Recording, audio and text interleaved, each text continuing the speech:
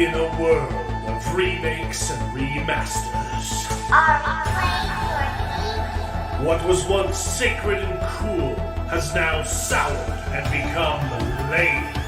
Radical?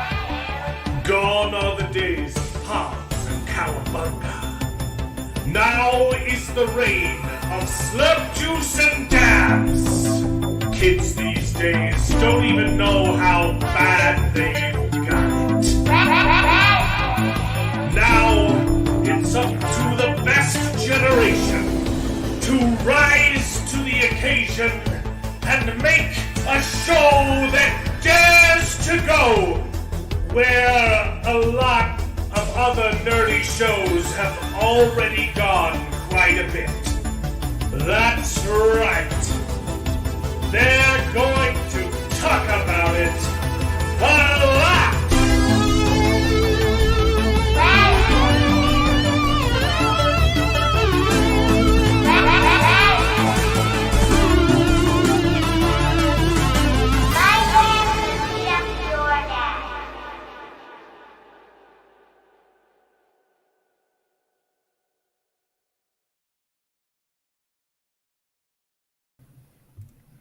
Hello, everyone, and welcome to the show. This is Best Gen, where nerds complain about nerdy things, and it's called Best Gen because everyone on the panel is más o menos from the same generation, and we happen to think that it's the best one.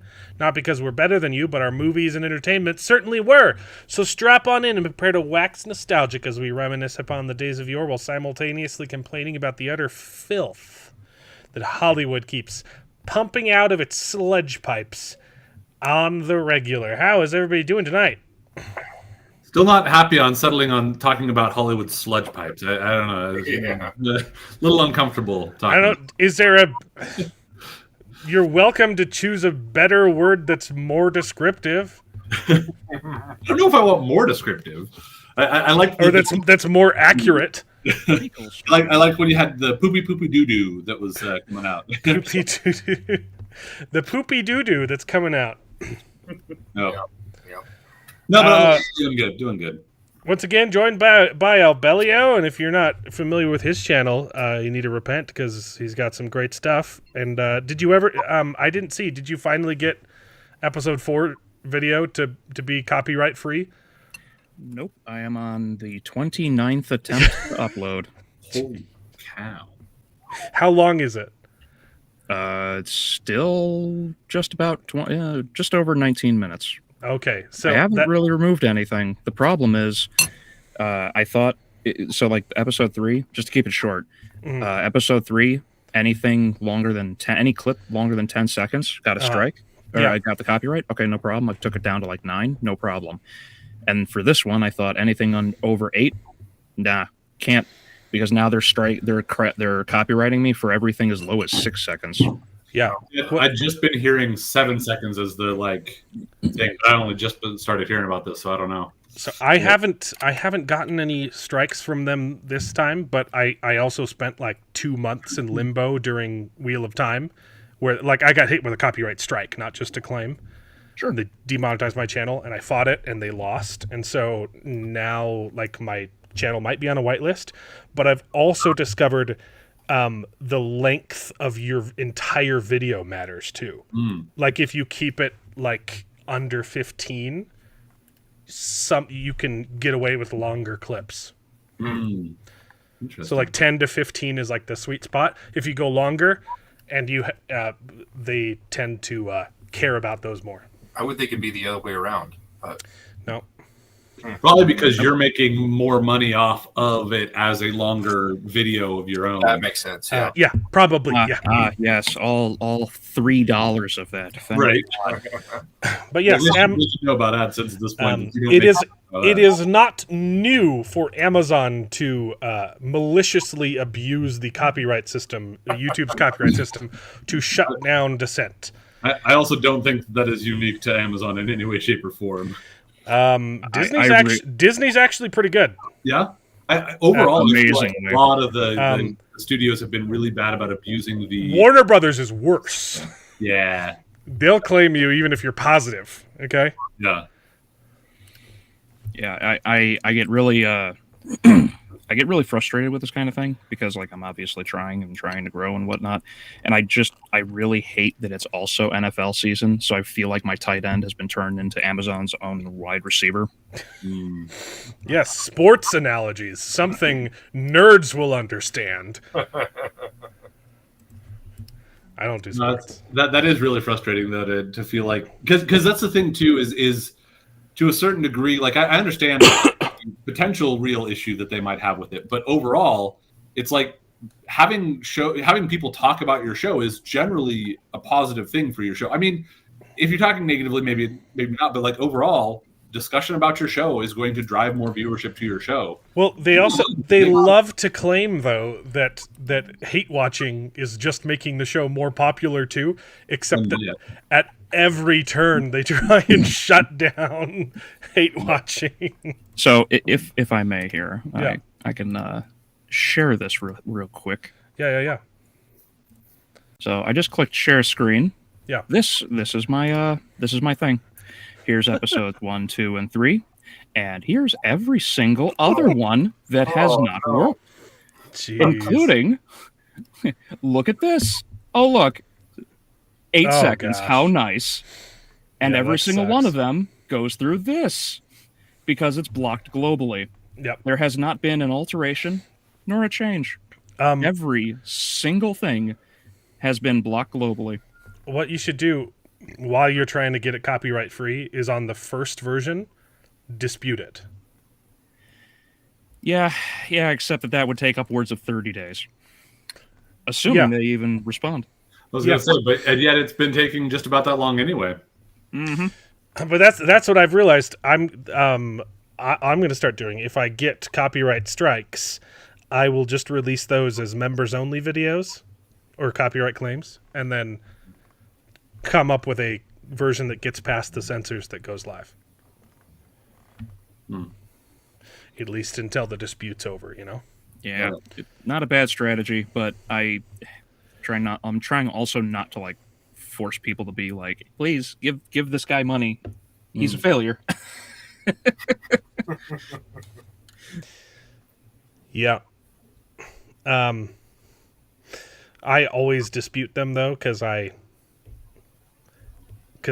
hate Amazon To get to the so man. much. Like it's like if I feel like if I let it slide one time, then they'll think they can keep doing it, and so I've disputed every single time. But anyway, off to more interesting things. Sorry about your troubles. I hope you get that video working, because I'm looking forward to watching it. We got a bunch of news, and we got Rings of Power episode 5, and that's it. That's all we got to talk about. But it's gonna take forever. Bearded, you said you haven't even caught up yet. Yeah, no, I'm nowhere near. So you just wanted to 20 minutes. chat for a bit and then peace out. Maybe I'll hang out for some of the news or whatever, just because it's fun. But maybe 10, 15 minutes. Oh, baby, there's news. Yeah. There's news. Do you guys want to see the news? Let's get into it. So, Lord of the Rings news. We've got the movie, The Hunt for Gollum, that Andy Serkis is making. Yeah. And Peter Jackson is involved, which is like he made the 3 the good movies, and he also made the 3 bad ones. So, you know, that's a toss up. This does kind of feel like more of a passion project than a cash grab to me, though. Like it doesn't seem like it's the studio telling them to make this, like what happened with The Hobbit. I'm still not like excited. What has Andy Serkis done that behind the scenes? What has he directed? As far as directing, I'm not sure. He did the second Venom movie, I think. Oh yeah, it's dead. It's over. And he did the I think he did Cast it into the fire. a Jungle Book as well. One of the the Netflix Jungle Book. You're not helping. Yeah, I'm just saying what I know of. I'm not saying that it's like, hey, look at this, he's done these great things. Oh, not the Netflix version. I don't. Yeah. The Mowgli. I don't think I've seen that. Yeah. But they just I like the Venom. Okay, so the point of it is that they just announced that it's going to be split into 2 films. Yeah. I just. Damn it. Yeah. Makes me a little nervous. But Like, I'm torn. Like, this doesn't. I can't imagine that this is the studio pushing for this. Because it was Andy Serkis that, like, announced it. Like, hey, I really want to do this thing. I want to go back to playing Gollum. And but at the same time, like, there are so many red flags. Again, at least it's not being split into 3. Well, time will tell. They originally said Hobbit was going to be 2, and then they said, just kidding, it's going to be 3. Yeah, Don't give them any ideas.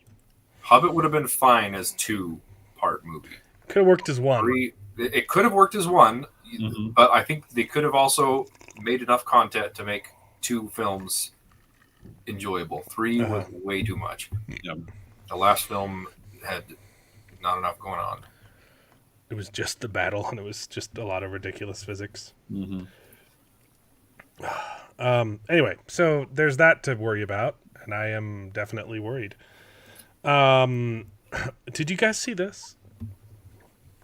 This is a brand new comic, Fantastic Four comic that Marvel just released, and it's Johnny Storm banging Aliens. a tentacle alien.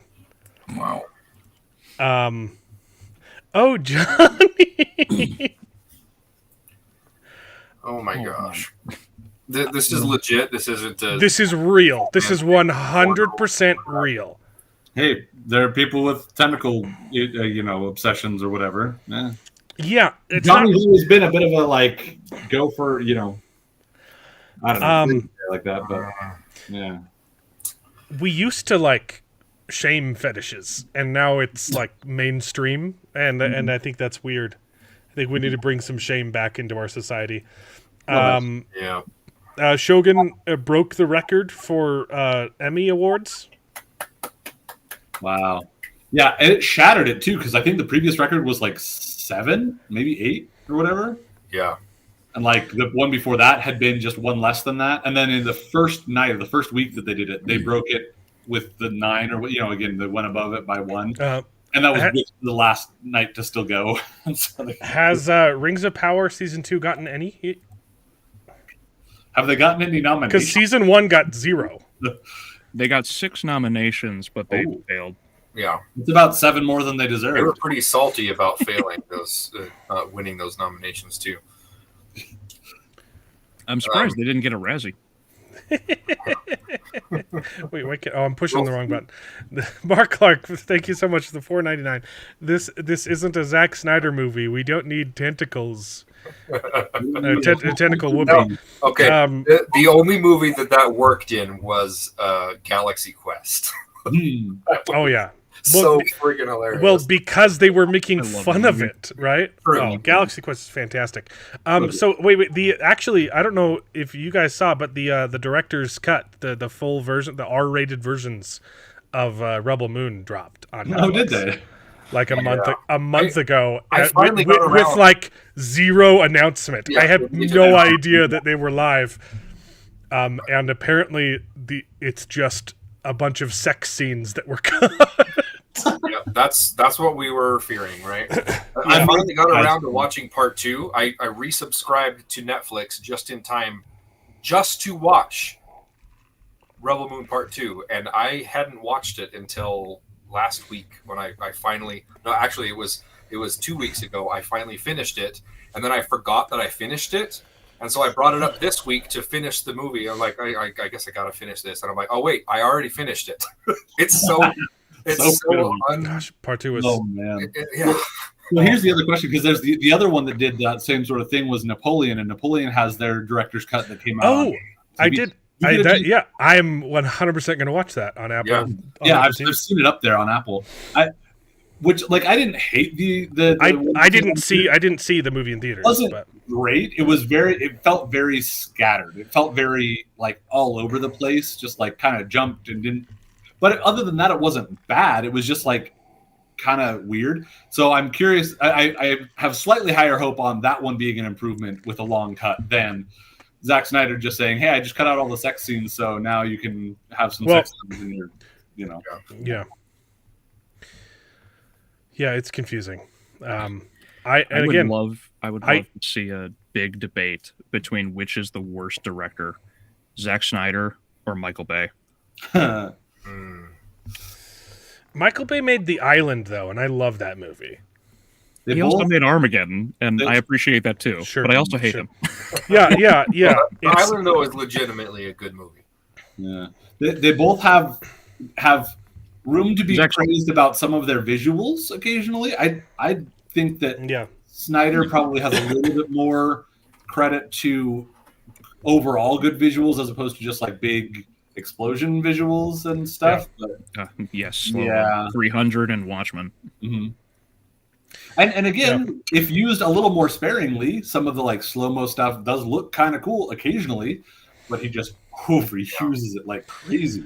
Now, I've never I liked Rebel Moon Part 1. It wasn't a great movie, but I thought it was fun to watch, and Part 2 was just so bad. I hated it. It was so unforgettable. But I forgot that I watched it in a week's time. Yeah. You said the wrong. Unmemorable. Right. You just called it unforgettable, which is not what you meant to say. Anyway, good on Shogun. I am very scared about season 2, but I'm going to watch it. Yep. We'll see. Yep.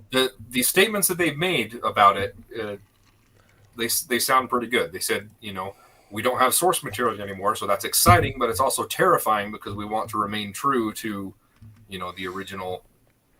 We want it to fit in with, the original story and not feel out of place. So we'll see. So Brandon Sanderson made a couple more $1 million on his. Now having the first and third most funded thing on Kickstarter. Yeah, number 1 and number 3, not number 2 though. That's that watch or whatever. Watch thing, Hulu's cost is going up. Well, I don't pay for that one anyway. None of them. Yeah, they're all going up ridiculously. So whatever. Yeah, they're gonna. Although I saw a bundle with Hulu, Disney, and HBO Max for some reason. Yeah. I don't. That's kind of seems. But that's probably going to be a good one to get if you're going to do them. Yeah, if I wanted to give Disney my money. Anyway, the point of the story: Brandon Sanderson made a bunch of money, and people are mad at him again. Yep. I did end up buying the RPG. I was 100%. I had already made my decision that I wasn't going to buy it. Literally in the last hour of the campaign, I bought everything. No way. Dude, really? You told me you weren't going to. Because I wasn't. I didn't want it.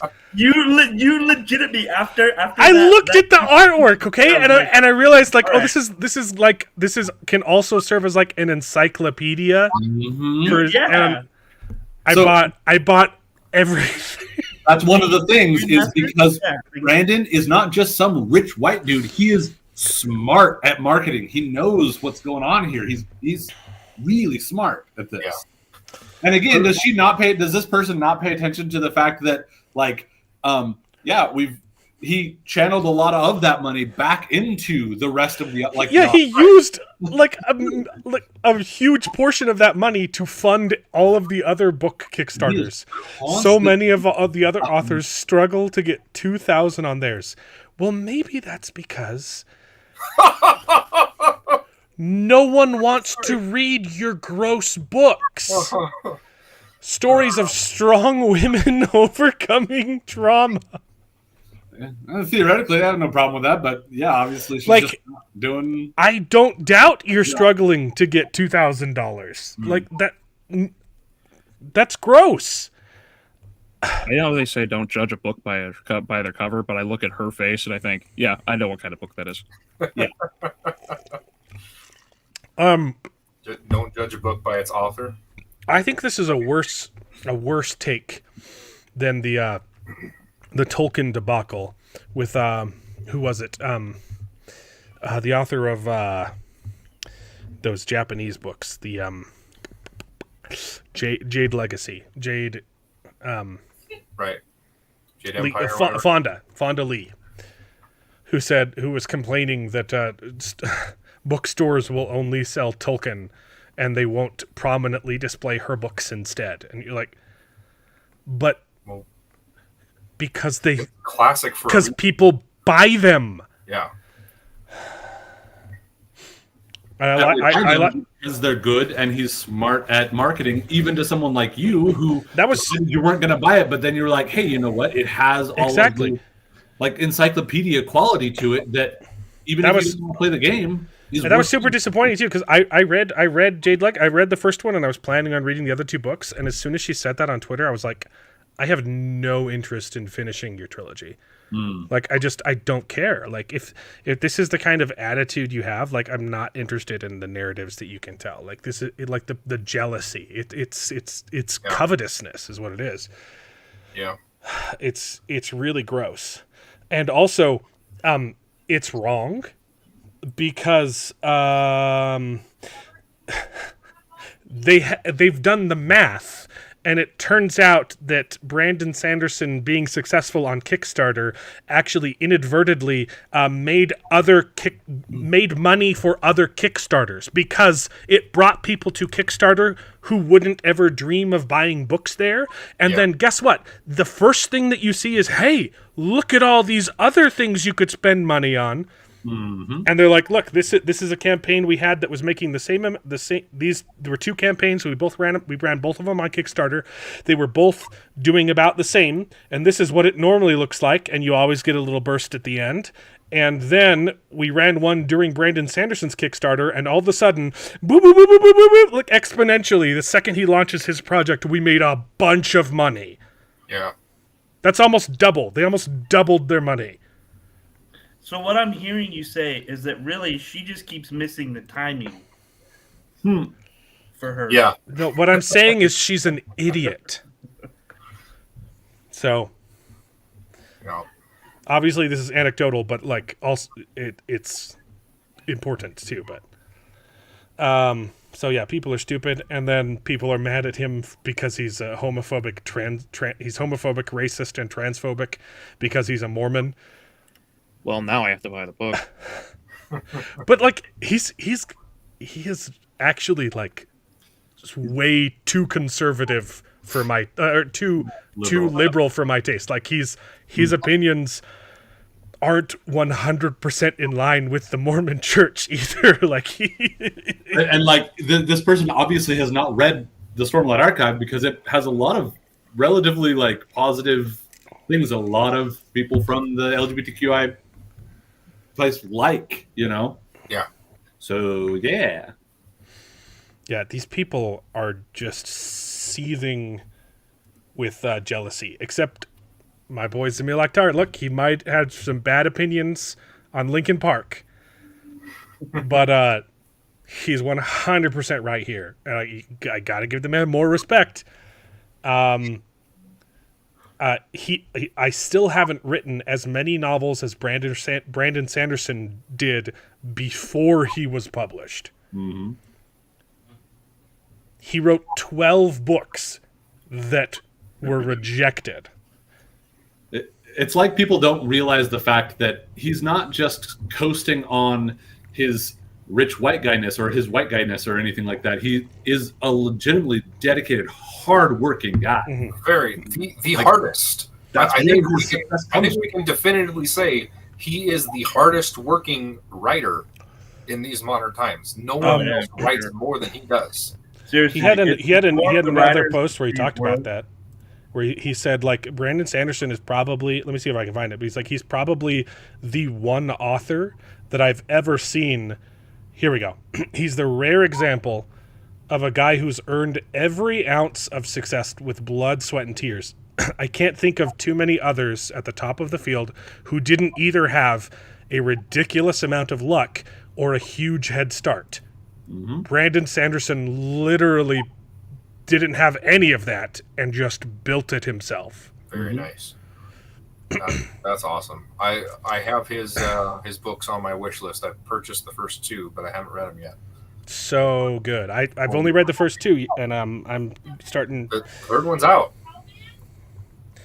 Hey, we got the happy Mexican in the house. Hey. But yeah, I desperately need to start. Not Dark Drinkers number 4. What's the third book? I can't. I can't remember what it's called. Uh, Yo, Well, I think I'm gonna get out of here. Okay. I can't stand this Mexican. No, I'm just kidding. Ow. He's showing up. I'm out of here. Just Right. kidding. But, glad to see you. Great to see everybody else. I may or may not be making it back very often moving forward, but I'll be here whenever I can. So you guys have fun talking and dunking on the Rings of Power. nice. Yep. Good luck catching up. That we will do. Yeah.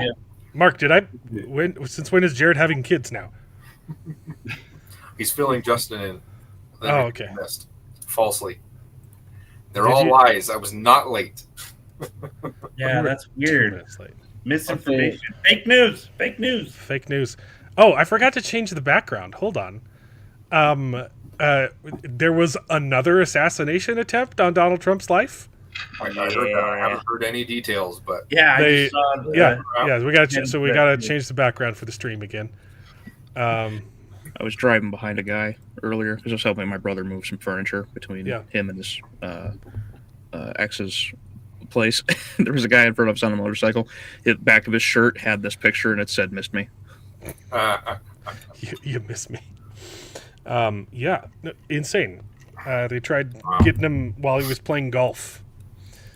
And No, for real? there's an interview. They caught him. The guy's alive, and they interviewed him for.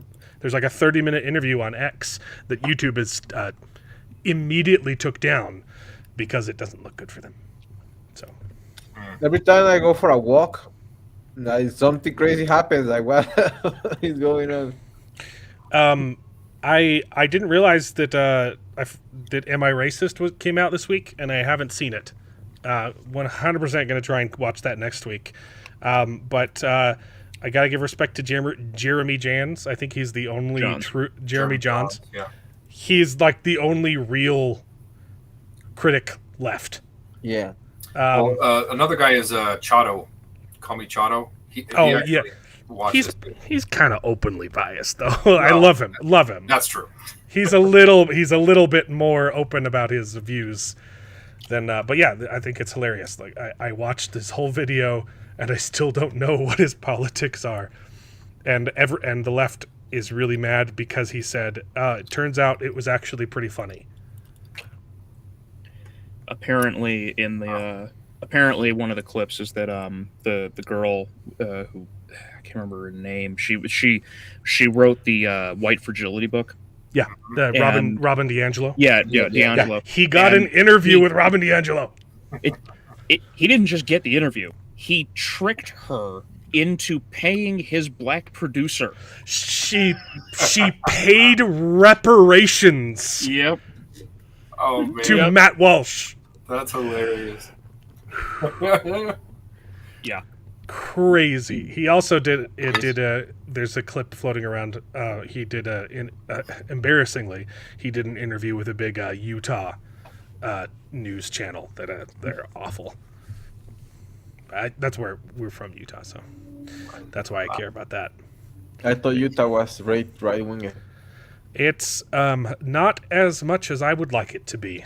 It is unfortunately very liberal here. Hmm. The Mormons Our- needs to our take over counties- them. Our county's a little bit bigger, but better. But the Who- Salt Lake County North. Yeah, Salt Lake's a Pretty bad. cesspool of villainy. Who's all going to be at Dragonsteel? I'm going to be there. David is I will going to be be there. there, and Simply Nerdy. The guys over there are going to be there. I don't think anyone else. You're not going, right, Jared? No one. What does Dragonsteel? That's Brandon That's the word that it Sanderson's. was for that. That's the Brandon Sanderson's Comic-Con thing. Ah. Every year he releases a book in December, and it used to just be like a book signing event, and it's quickly turned into basic Comic-Con for independent authors. Like Yeah. if you want to sell your book, you go there and get a booth. It's pretty awesome. But yeah, Okay. Utah is disappointing. It's increasingly disappointing every day. Governor Cox. Anyway, Yep. so I can't believe he won the primary again. well, It was close. He didn't even have the signatures to be on the ballot. Actually, Really. yeah, they just reviewed his signatures, and some of them were fake. So he shouldn't have even been on the primary, especially because he was primaried in the caucus that I went to. When did America become Mexico? I don't know, man. It's Good insane. question. It's absolutely insane. We don't have a woman in charge with 47 dead competitors yet. Hold on. Yeah, I mean, that was give us time. both an exaggeration and an understatement at the same time. It's fucking, it's funny, it's funny. Yeah, Mexico is like that. They all died of natural causes at the same time, okay? No, that they died. They were definitely unalive. They just say like that, but it was many different people, and it was during a lot of time, during like 4 or 6 years. They were not going against her directly. They were just going against the main party and political party, and that party now controls the entirety of Mexico. And they got rid, like a couple of days ago, they got rid of the Supreme Court. So we no longer have a supreme power. Is that still pre, or is that a new party? No, it's not pre. I hope it was pre. No, it's Morena. Got it. The party from our current president, who before getting off office approved the law for removing the Supreme Court. So he now basically can do what. Well, fun. Yeah. You know what else? I hope Kamala doesn't win, because Kamala is gonna do the same thing for you guys. You know what else is fun? Video games. Just not this one. Indiana Jones and the Great Circle creative director says that the game makes sure to not encourage gunplay because it wouldn't be true to the character. Are you talking about the character that was supposed to have a big elaborate fight and just shot the guy with a gun instead? You're talking about that guy? His superpowers are literally having a gun. Right? There's several scenes of him mowing down Nazis with machine guns. Yeah. But, okay. That one's going to be a wash. Most of his movies are gunfights, right? Like I remember that it's basically a gunfight after the other. He rarely gets like that physical, and when he gets physical, it's just a couple of couple of cool moves. And I mean, one of his most famous taking out of another guy is him just pulling out a pistol and blowing him away in the first movie. Yeah, exactly. Well, that's a shame. That's from that's from Grand Theft Auto. It's one of the radio stations, the fake radio stations that they have when you're driving cars. It's a street interview of a crazy person saying, "Romney, he sucks." Yeah, it's pretty great.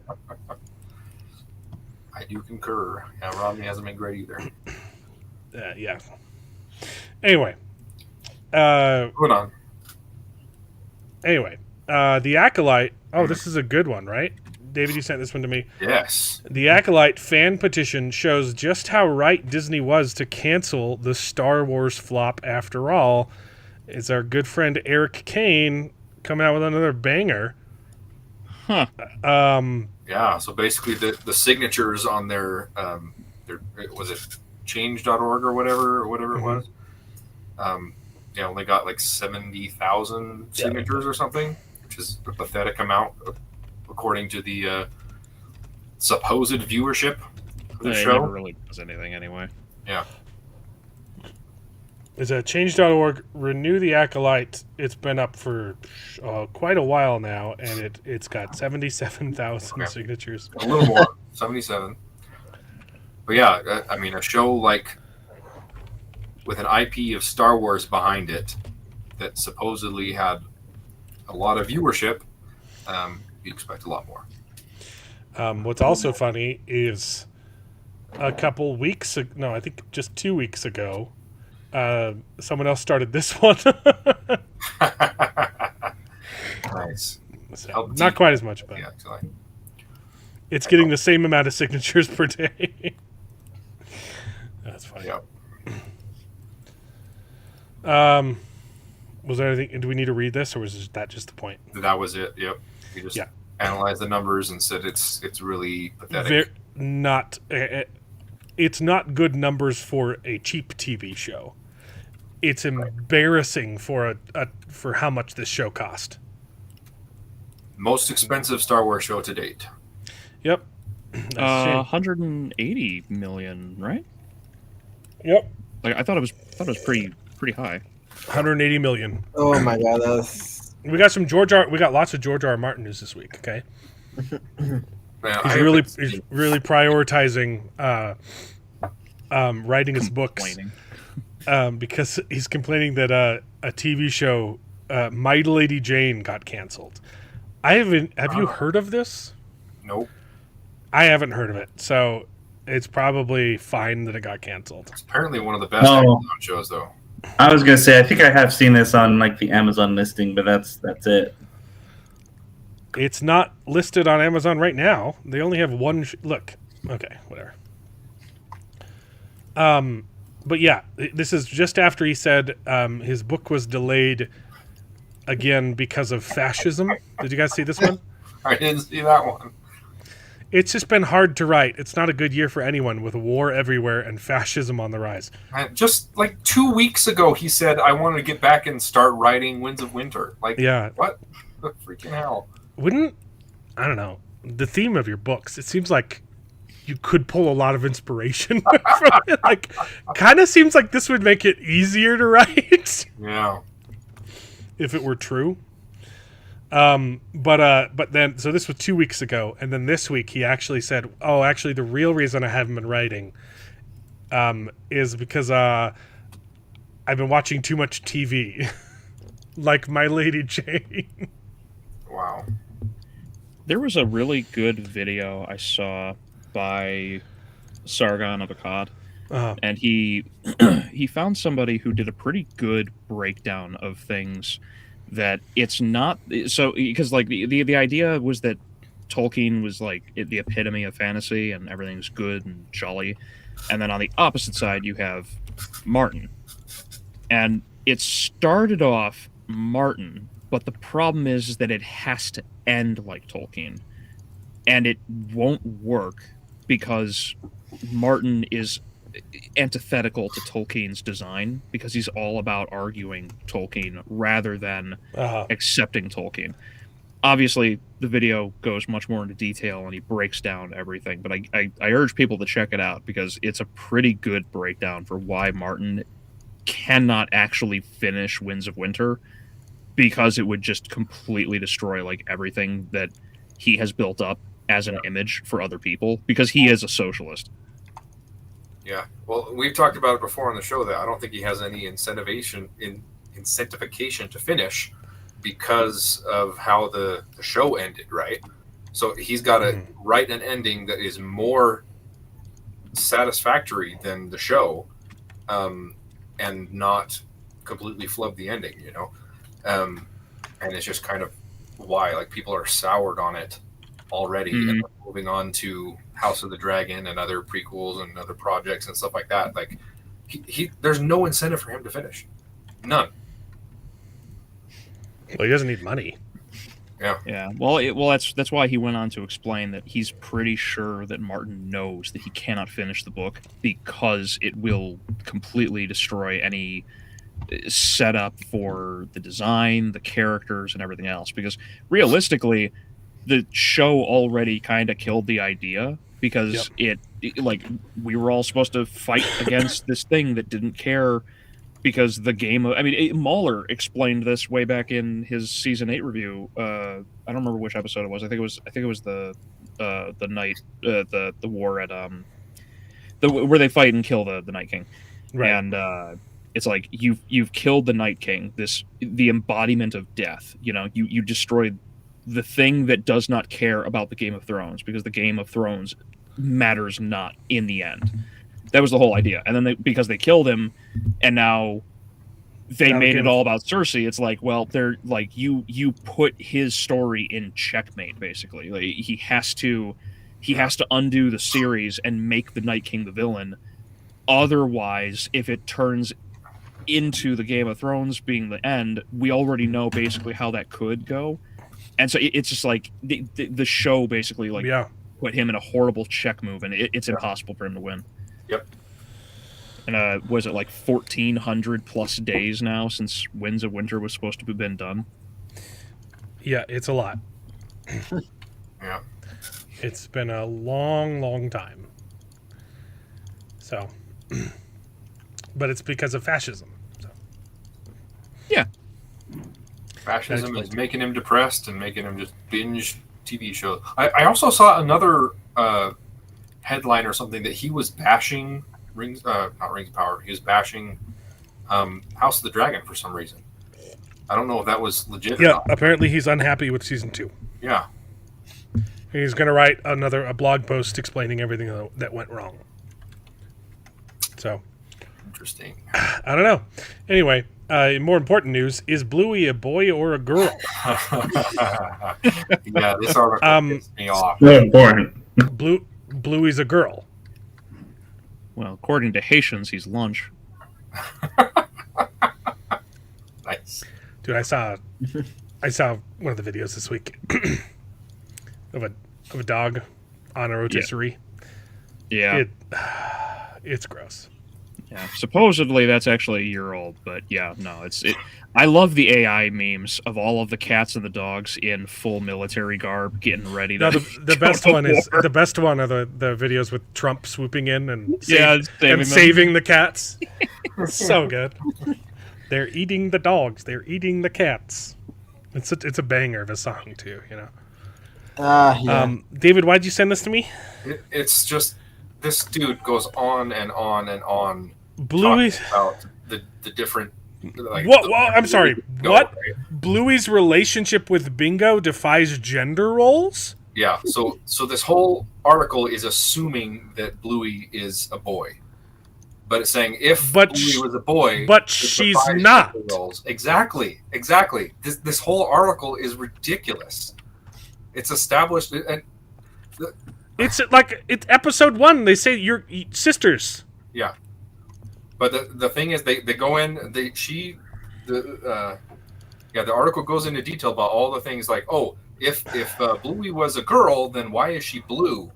Because blue is traditionally a male color, and so it's defying the gender roles with that way. But if Bluey is a boy, then she plays with Bingo, not the way that a brother and sister would go. So it's defying gender roles that way. So this show is super woke, and it's like modern parenting.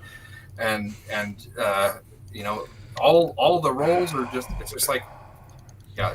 The show is like the reason. Do you want to know why the reason why people like this show is because it's not an example of modern parenting. Right. It's an example of good parenting. It's traditional. It's traditional parenting. The dad goes to work, the mom takes care of the kids, and when he comes home, he plays with his kids. Yeah. Well, I think the mom does have a job too. Yeah. But it's still, not every day. It's positive role models with a nuclear family, for the most part, society with 2 girls. It's pretty established that they're both girls.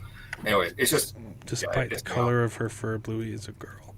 But even after it says that, though, it's talking about how they play together, and yeah, it's ridiculous. It's like this whole dissertation that this chick wrote. It's goofy to me because like Blue was actually, so in the olden days, blue was actually a girl's color because it was softer, and pink was a boy's color because it was a harsher color, and that flipped over time. Their expertise are in Doctor Who, Grey's Anatomy, and sitcom. Judging by her chin line, there's a few expertises missing. Yeah.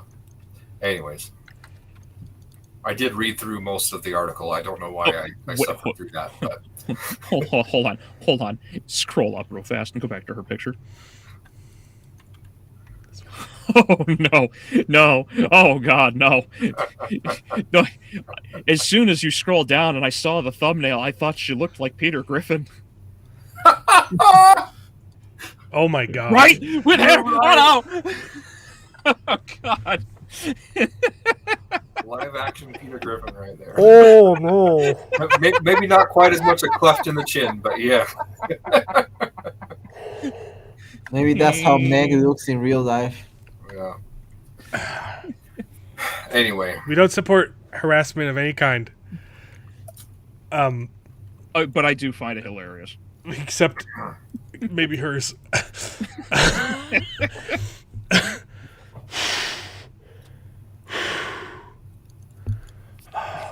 Breathe tech. Yeah, when you have kids, you will. yeah. It's a really good, wholesome show that is not annoying to watch with my kids when I have to do that. So, the only thing that's annoying about it is immediately after watching Bluey, my kids want to play all sorts of games and like, let's play this game. I'm like, I have no clue what that is. I didn't read this. I just saw the headline and immediately clicked and emailed it to myself. But Dungeons and Dragons made me a conservative. On the 50-year anniversary of its creation, the grandfather of role-playing games still captivates and teaches life lessons. I think this is hilarious. So I'm intrigued by the title, but yeah. Catch. Yeah, there might be a catch. I don't know. I wanted to go through this together.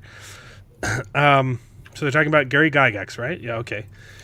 Because he's a massive conservative. Right, because it's about conquering evil. Back when good and evil was a thing, and you could have evil races like orcs. Can't have that anymore. A preteen boy obsessed with roleplay.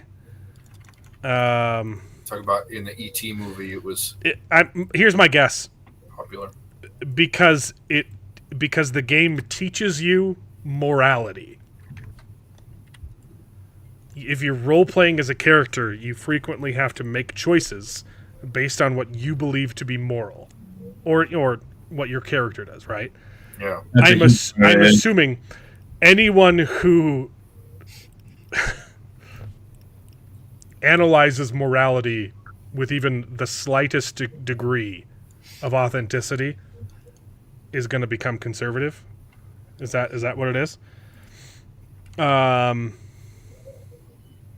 So as soon as these adult children learn what it's like to make a good or bad decision, now this starts to click weird. Weird. D&D taught the same values I learned through my more traditional pastimes like Boy Scouts and baseball. Well, Boy Scouts doesn't teach those anymore either. Nope. Yeah. They used to. And now Dungeons and Dragons doesn't either. Yeah. Yeah, now we have Mexican orcs. 2 paragraphs down, it starts listing things, every paragraph that we learned.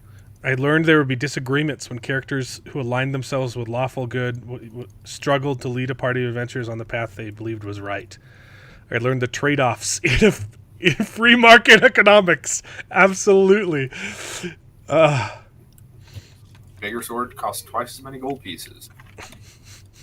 Choose it, and you'll not only be poor, but you might get eaten by a dragon before you have a chance to swing. But it's better to go with the smaller sword. Public choice theory. Yeah, absolutely.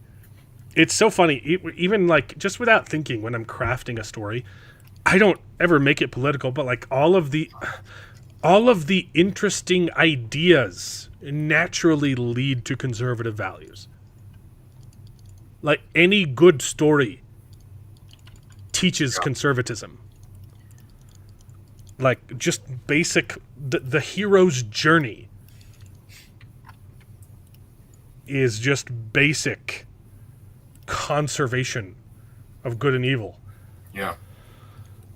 Oh, I like the next. Learning from your mistakes, growing as a person, instead of being a victim. Yeah, that's exactly and what the blaming next paragraph, society.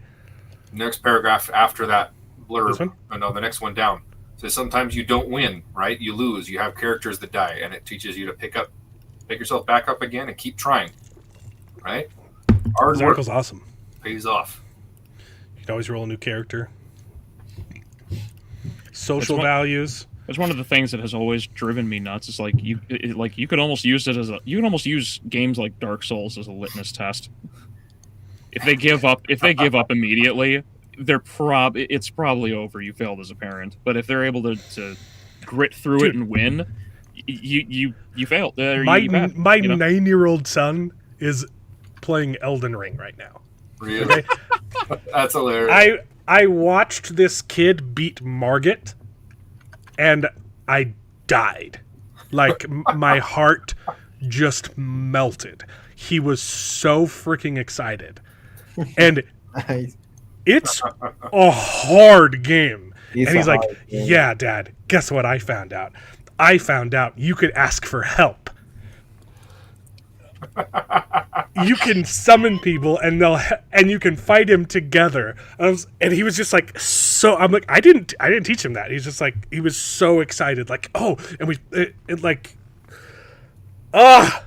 so like best moment ever. That's awesome.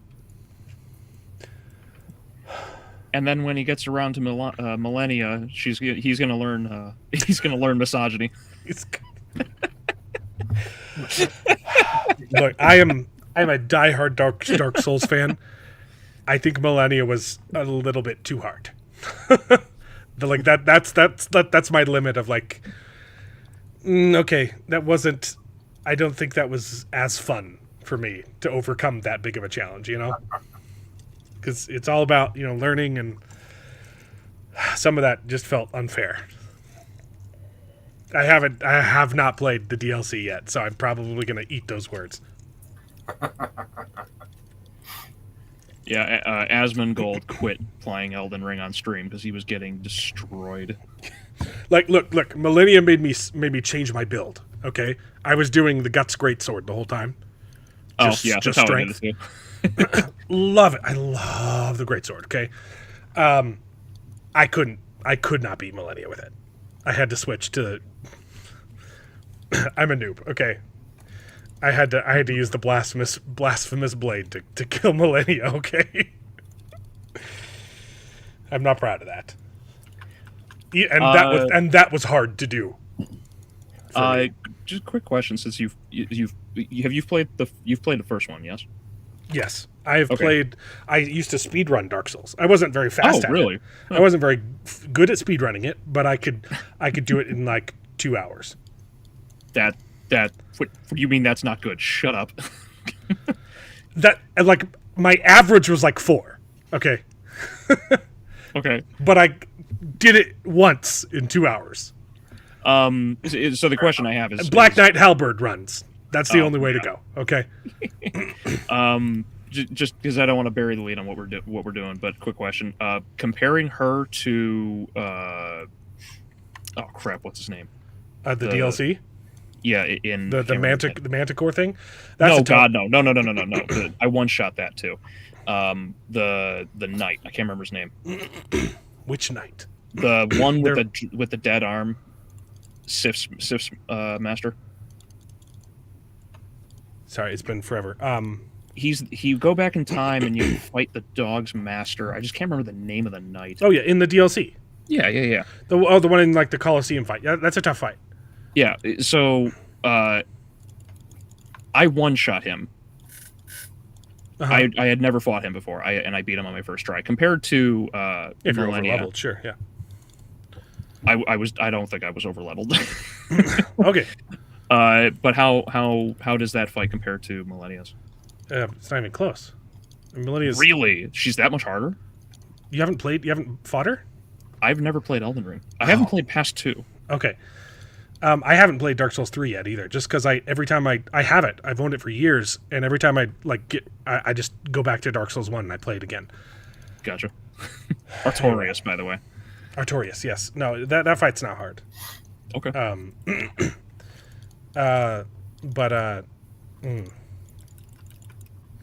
Yeah. What's the hardest fight in Dark Souls 1? It's got to be Artorias. As far as I know from the community, I should say, Artorias is supposed to be the hardest. For honestly, I thought Gwyn was harder. Gwyn kept clapping me. I don't know. He's not the hardest fight. I don't know. I played Dark Souls so much. I'd have a hard time telling you which is the hardest fight because I'm so good at it. But I think it's still Ramstein and Smo. Like that's my favorite. Yeah, but I call him Ramstein. Okay. It's my favorite fight, and it's also the hardest one. Okay. That fight is tough. That is a good fight. Anyway, we've lost all our viewers. Never played D&D? You should. It's fun.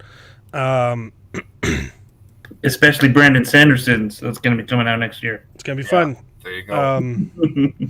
Yeah, no, it's exactly what I thought. The game teaches you about morality.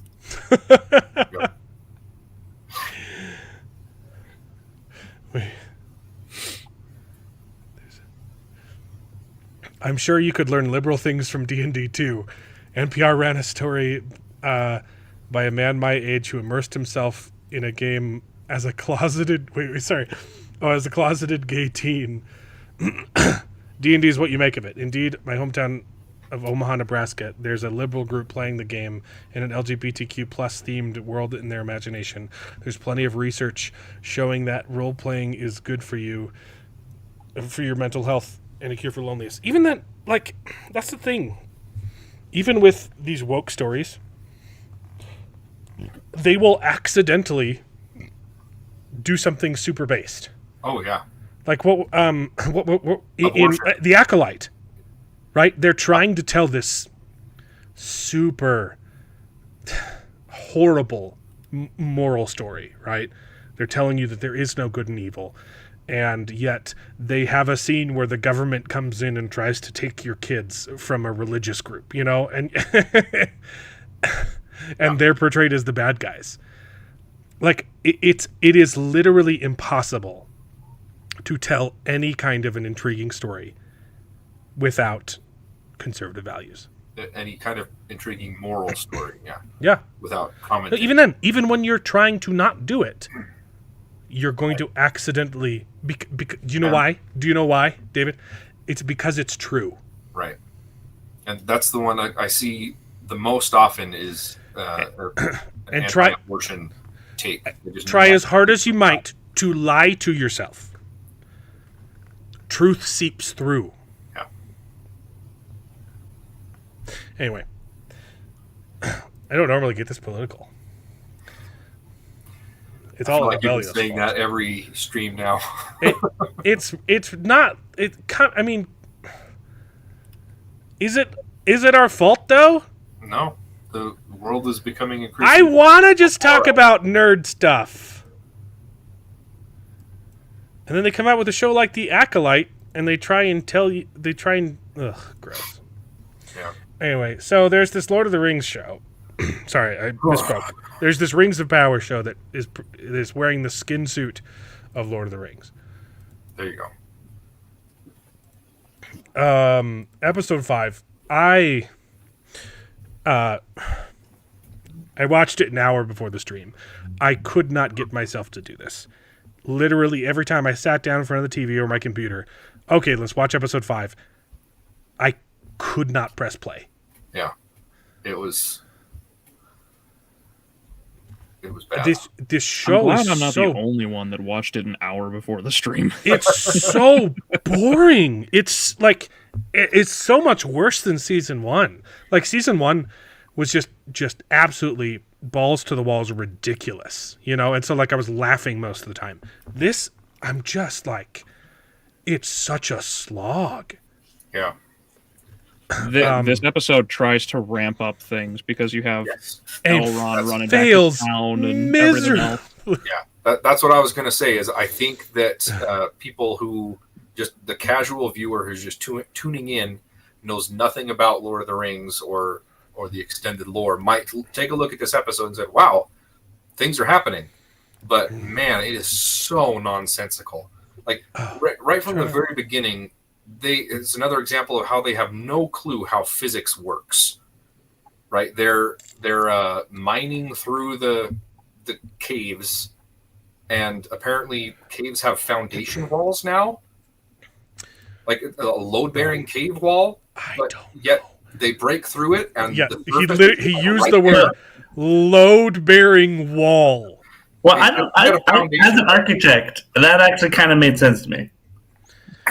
It's a mountain. You can follow through as long as you don't do too much, and you leave.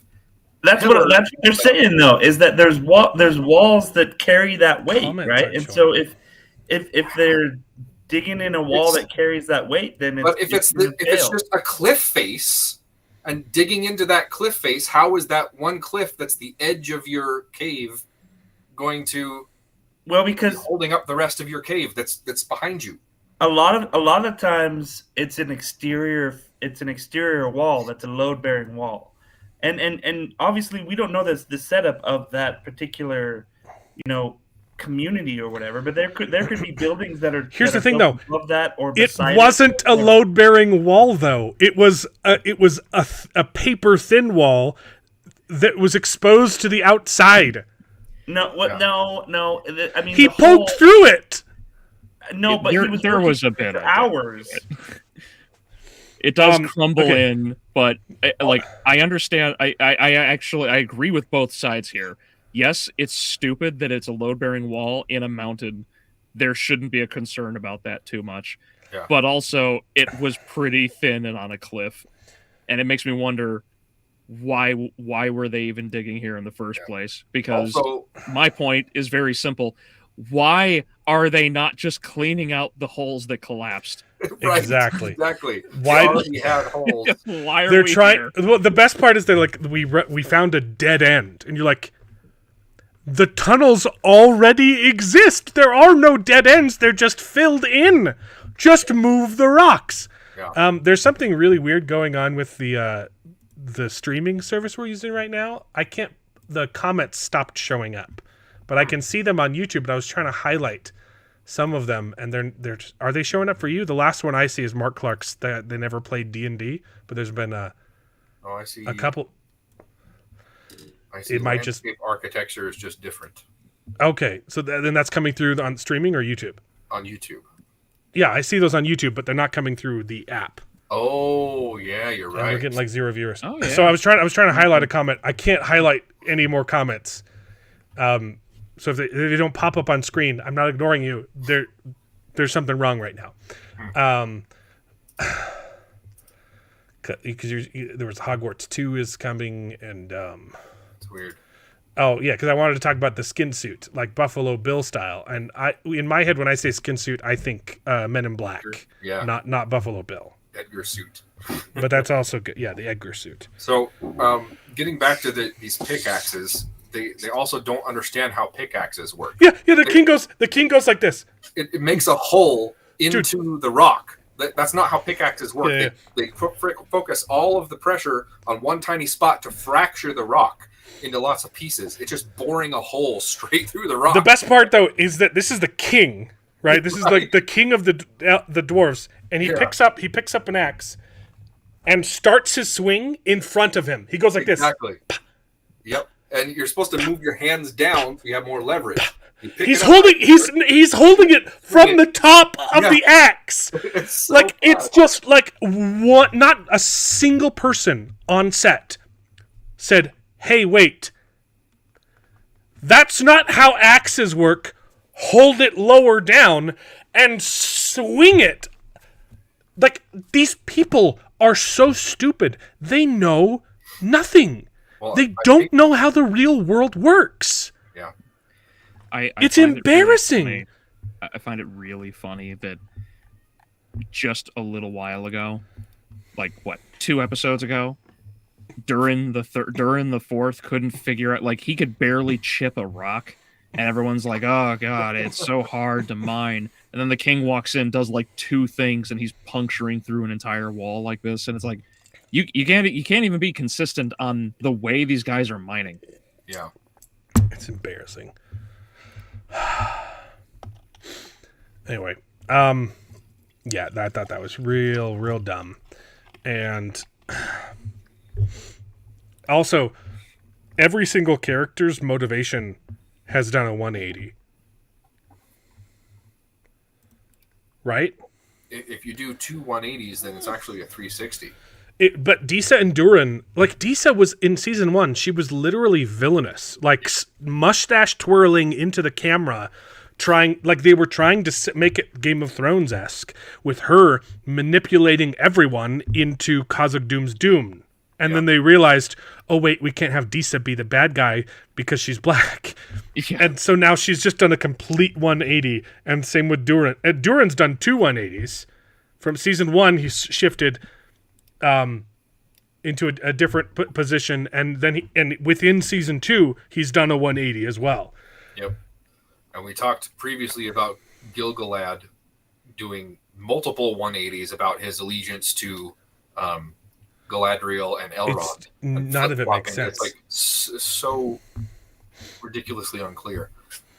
None of the character motivations make sense. Man. This is still the recap, right? This is the recap. So, we kind of need it because this episode jumps. Yeah. So I want to talk about this. So in Numenor, they show up to Queen Muriel's coronation. Mm-hmm. Uh-huh. And her coronation is graced with the presence of an eagle. And before that happened, they led into it and said, hey, if an eagle makes a presence at a coronation, that's a good omen and people will love it. And then that happened, and all of a sudden that means that the eagle chose Pharazôn and not Muriel, and now off screen he's become king. Yeah. Without a revolution of any kind. Everyone just decided that he was king. I hate everything and going on. After the fact, now they're trying to show a revolution. Yeah. It makes no sense. It's so backwards. Everything about this show is backwards. Yep. It's weird how these two episodes, all of a sudden now time progression matters. Because they were like, if we had no, we can't make it all the way to Khazad-dûm. We can't warn them, even though you've been teleporting back and forth. We can't make it all the way to Khazad-dûm and tell them. 4 times in this episode. And we'll get to the later point, but I mean, good lord, that the messenger sent for we'll get to it because I don't want to jump too far ahead. Right, messenger reaching Lindon, not only before Elrond, but without crossing paths. You are right. Because the message sent from Celebrimbor, the road. Yeah, wouldn't he have run into the orcs then? Somebody. Or he went south, went to Tir Gorthan, and was like, screw this. It makes no sense that these orcs, within season 1 and 2, they've been able to just traverse all of Middle-earth unnoticed. While tunneling. Traveling, they're digging their way through. David, they weren't just tunneling in season 1. They were deforesting. Yeah. Entire pathways through Middle-earth. And they couldn't see from the Outlook Tower entire forests disappearing. Yep. They weren't digging a tunnel, they were digging a trench. Right. Correct. Yeah, and they covered that trench with tarps. So either every elf in the Southlands is related to an asshole from Spaceballs, or a Harfoot. As we know, burlap sacks are completely 100% camouflage.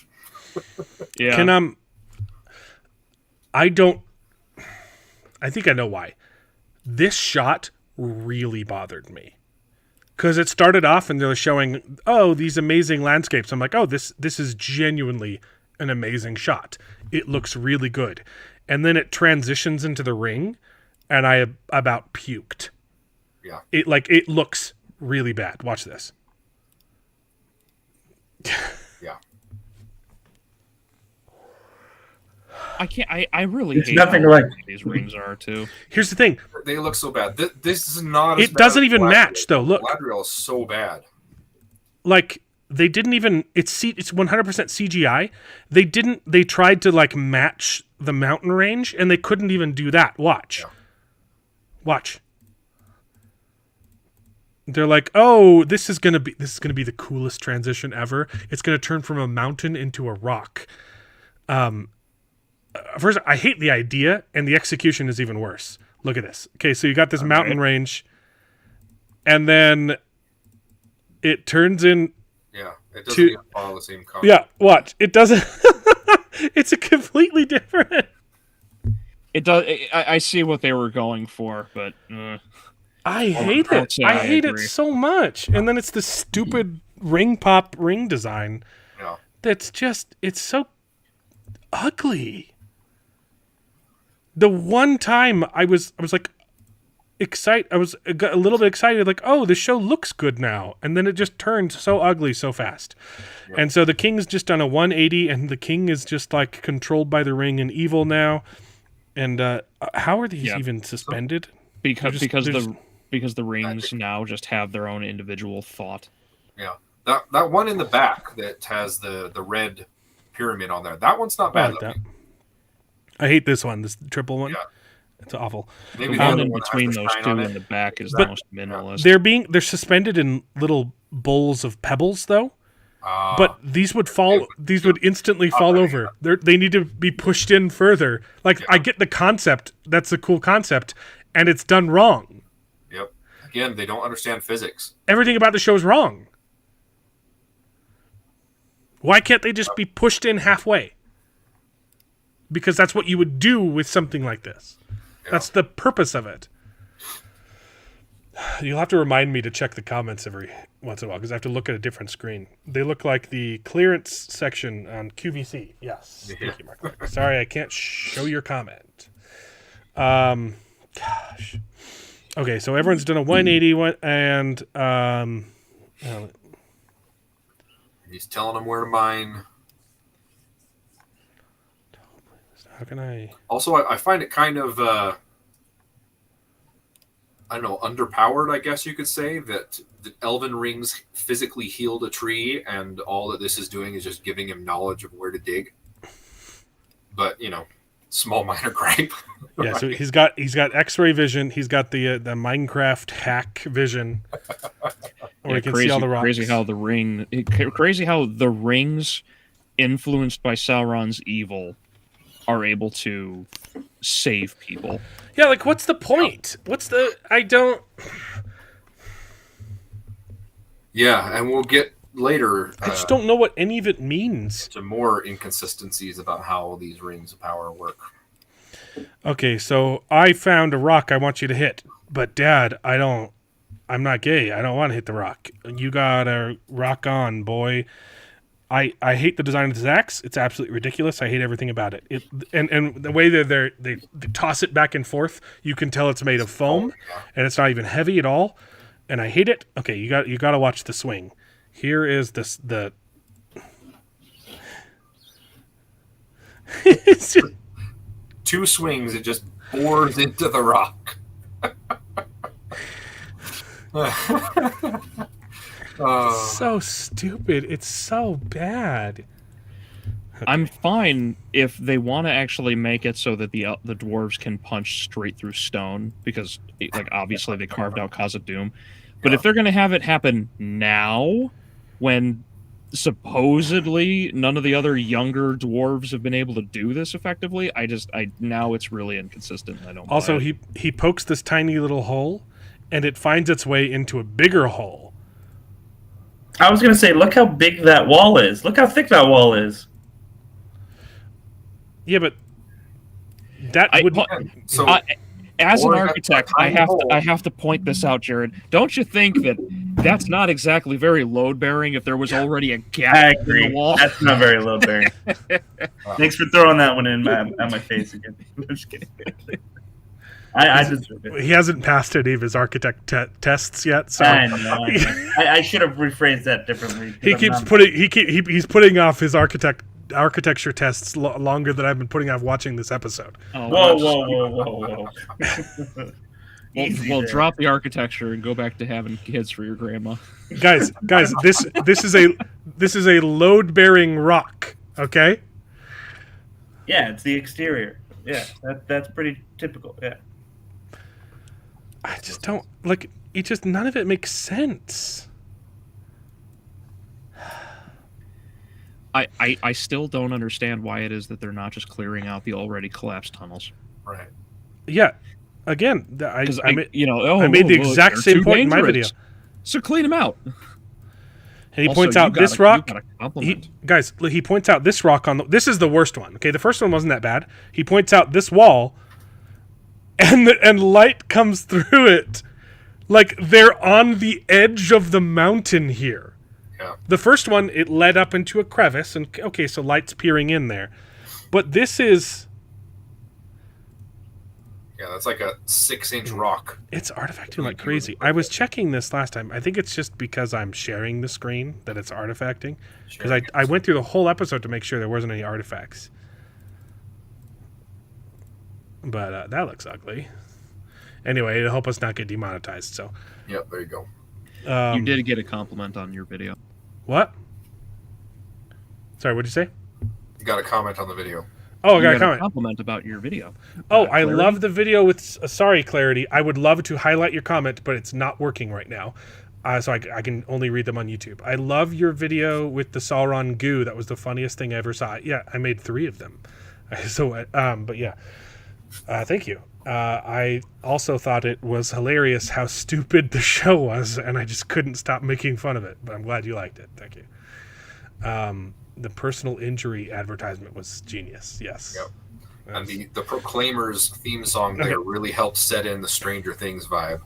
Yeah, so that's why that video was a separate video, because I was like, oh, this will be funny to do 500 miles, and I was just going to do it for like a couple seconds because I didn't want to get copyright struck, and then I kept editing, and I was like, wait, this fits really well, and so I did the entire like first verse chorus.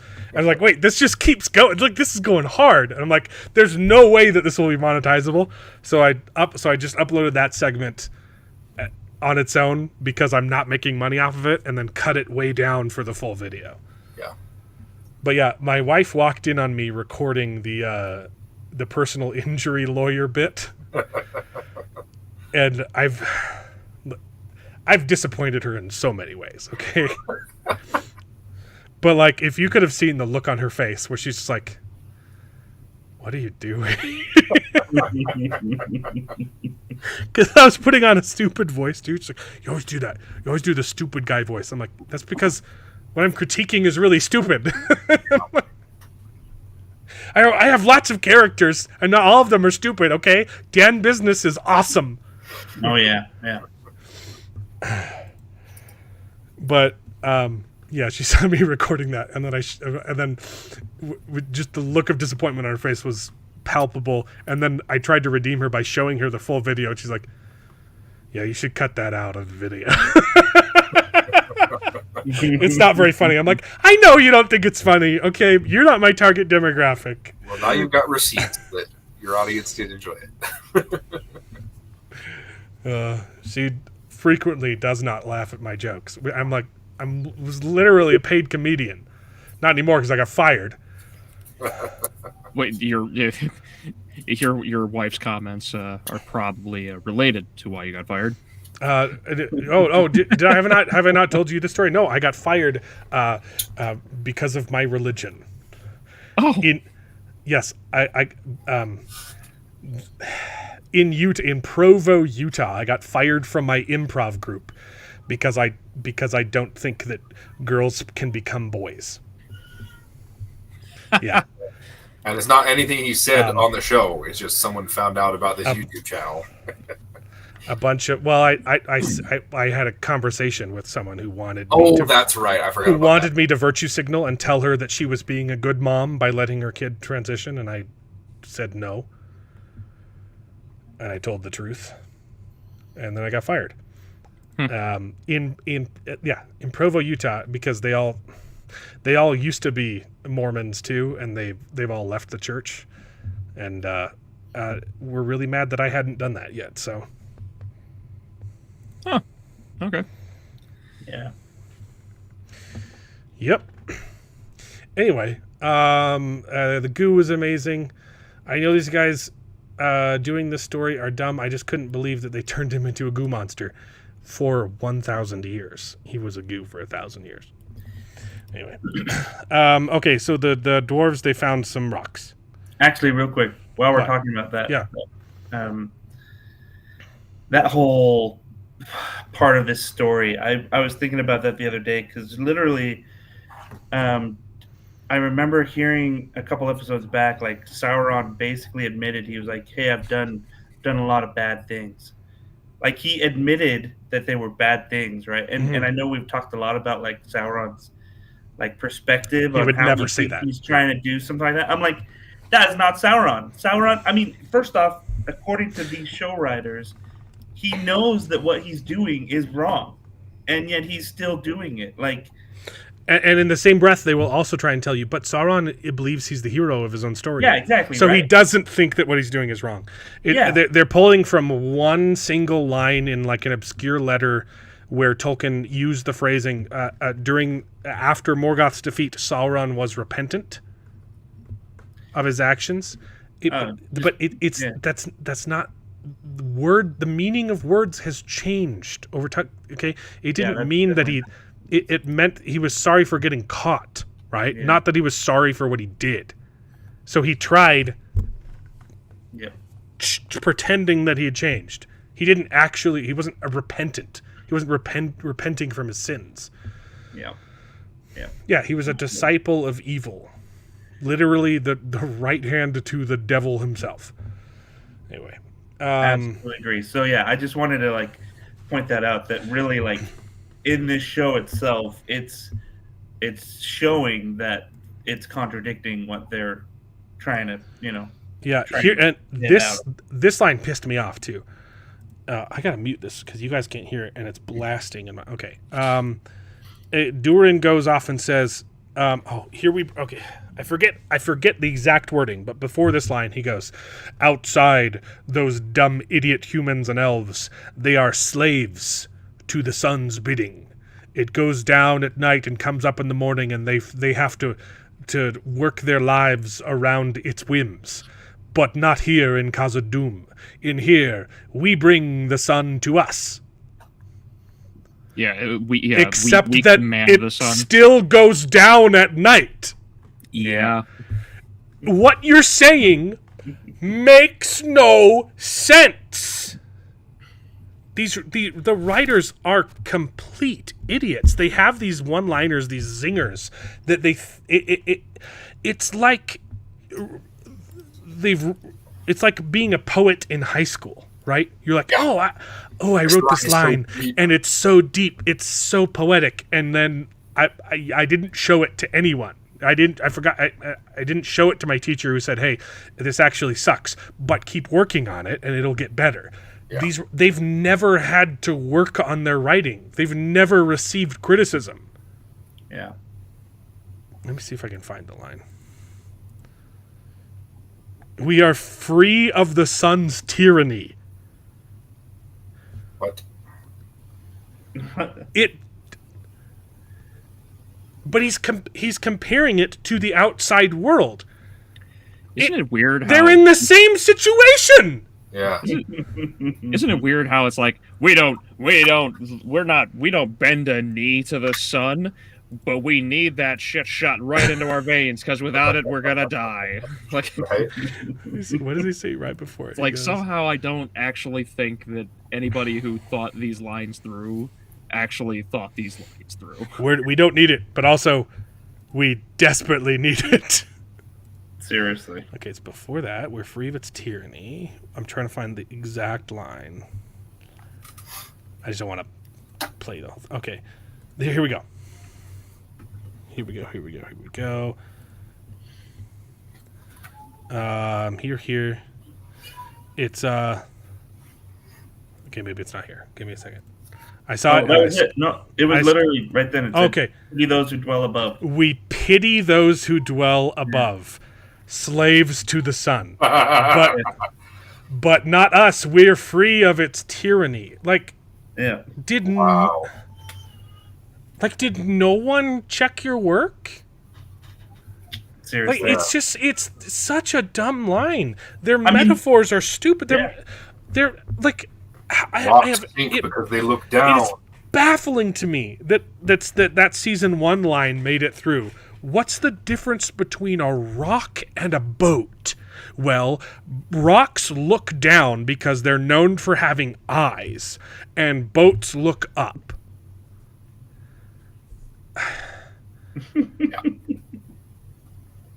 There was another one this season that I pointed out in one of my videos. I forgot what it was. It was it was the birds. It was they're eating the cats. They're eating the dogs. It's Disa. It's Disa. You may look at a bird and think, "Oh, that's a tasty treat," but when you get up to it, it's just hollow bones. What? It was like that doesn't make any sense. It's not just hollow bones. Yeah, she says.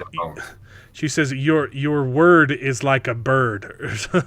It's a hollow threat or something like that. You know, you're like... Oh, yes, I remember that. I was going to write that one down, and then I completely forgot about it. It's in one of my videos. Oh, ooh, wait. I think the comments just caught up.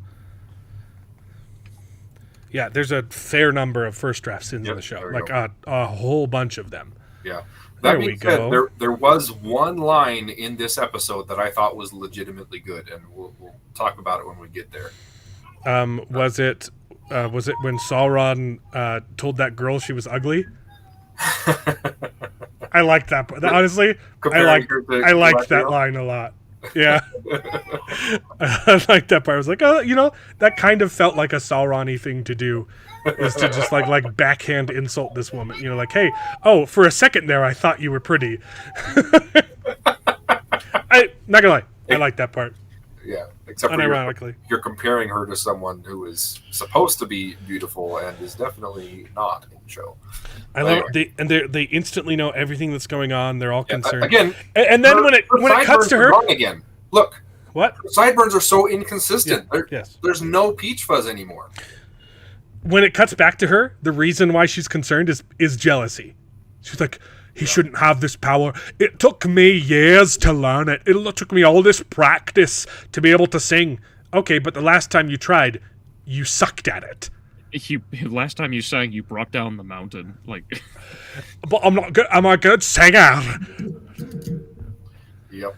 Also, her acting is she wakes up the Balrog again because it was already woken up. End of last season. It's not sexism or racism.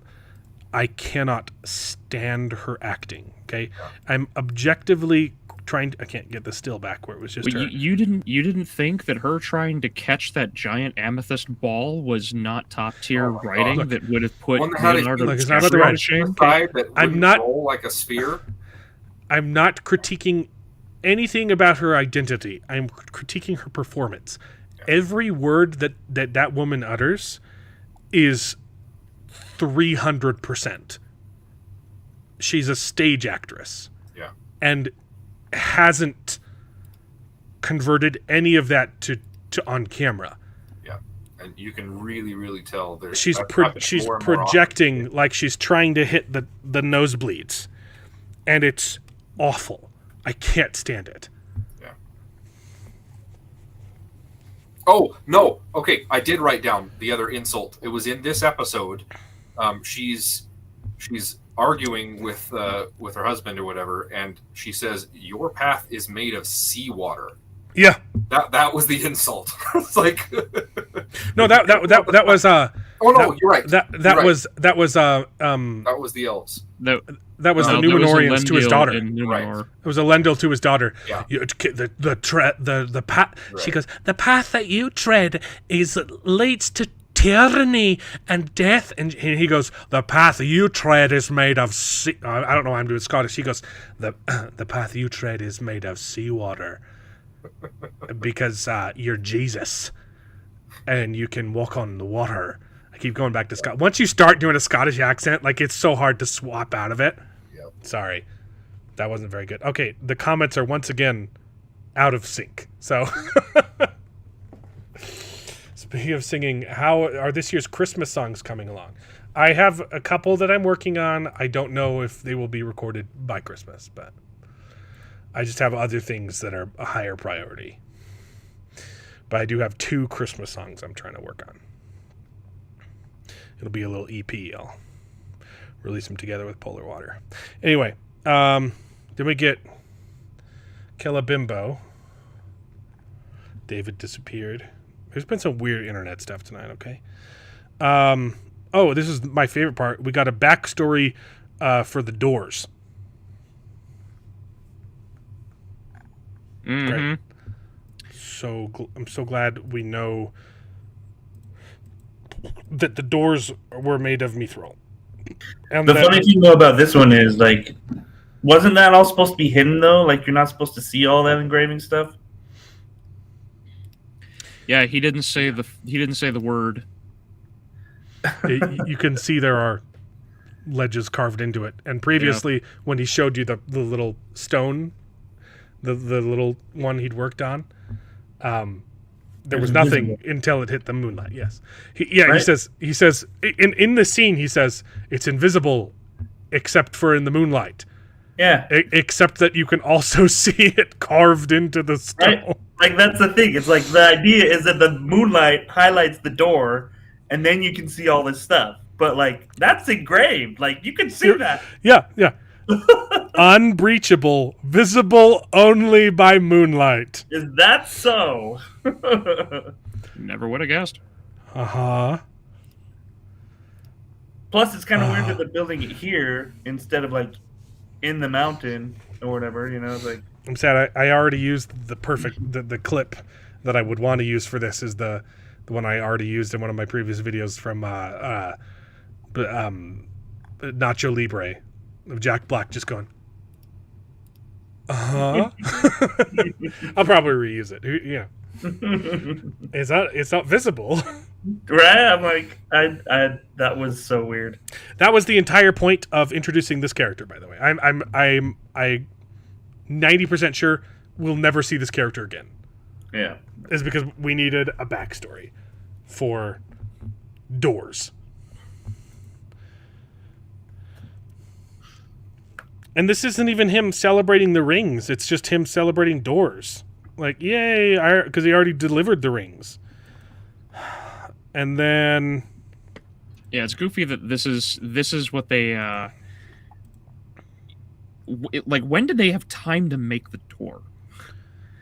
I don't know. It's like this is the thing that drives me nuts about the time progression in the show. It's like, hey, exactly, look, Narvi's here. And why this is happens Narvi here? He was just in the cave. Right at the end of the previous episode. Elrond starts running to Lindon to warn them. Right? I don't know why he went to Lindon. I am still caught up on this. Why go back to Lindon to get the army? So send a few. The fellowship is shattered. You can have a few that hunt the orcs to go and save Galadriel. You can have one that runs to Eregion and he's just like, hey, they're coming. You have no idea how bad things are, man. And then you can have one guy run all the way to Lindon. Yeah, and then they don't split up. Yeah, it's stupid. They don't split up. You know, good old Elrond the Wise, you know, his intelligence fails him yet again. But yeah, the army is on its way, and then in this episode, they have time to take 2 trips back and forth to Khazad-dûm. First, they have to make the rings and then deliver them, and then have a party come back here and make doors, and then go send those to Khazad-dûm because the door makes it out. It's not going to get caught in the battle. Also, just because I know I'm jumping ahead, and that's my bad. Where'd the doors go? And where did they come from? When did they have time to make them? Well, they brought over... And where did they go? They brought over entire slabs into Linden. They hauled them from Khazad-dûm into Linden, and then they engraved them there, and then brought them back. Right? Like that's what I'm saying. Like, it's ridiculous. All in the time that Elrond is trying to get from Eregion to He's to still Linden. running back and forth like that moment in Monty Python and the Holy Grail. Yeah, Holy Grail. Yeah. That's a good I hate this show so much. And this entire conversation, which is across a couple scenes between Anatar and Celebrimbor, it's so nonsensical. Like, according to the show's logic, Celebrimbor should be worshipping Anatar because he's a messenger from the gods, and yet he doesn't listen to anything he says, and he has to be manipulated into, like, hey, why did the gods send you? Oh, they sent me because you need to make rings for men. But that's gay. I can't do that. I can only make rings for elves. That's gay. I can only make rings for women. No, men can wear rings too. Okay? Not only that, but Celebrimbor is supposed to be a master forger, right? He just doesn't know how to make these magic rings. And except he already knows how to make them. He already made 3 of them in season 1. Right. Why does he need Anatar at all? Oh, it's because they wrote it backwards, and he was supposed to be there from the beginning, teaching him how. They also have it backwards with Anatar. Anatar is supposed to be the one that teaches Celebrimbor how to make the rings, and all of a sudden he's like, "I can't do this without you. And we tried to make more mithril, and it exploded." It's like, it's just so stupid. He's also supposed to be incredibly, like, he's not only the first, but he's also the most cautious of Anatar. He's just like, I don't trust you and your horribly mounted wig. Celebrimbor was one of the only elves who was... Celebrimbor and Galadriel were both suspicious of Anatar, like, from the beginning, which is why he made the 3 rings in secret after all of the other ones were forged. I did hear a good... I did hear a good name that he's actually Cuckabor. I like Celebimbo better. But Celebimbo, that's good. But yeah, Galadriel doesn't make sense either because she is the one that knows that Sauron or that Halbrand is Sauron, yet she thinks that these rings are perfectly fine. It doesn't make any sense. And I love how they're bickering like this is actual conversation. He's mad that his speech was too long. Yeah. Like, that's important to Sauron. You talked for too long. I told you to keep it short. Oh, I'm sorry. I don't remember you saying that I needed to be short. Why do we care? Yeah. Why does anyone care about this filth?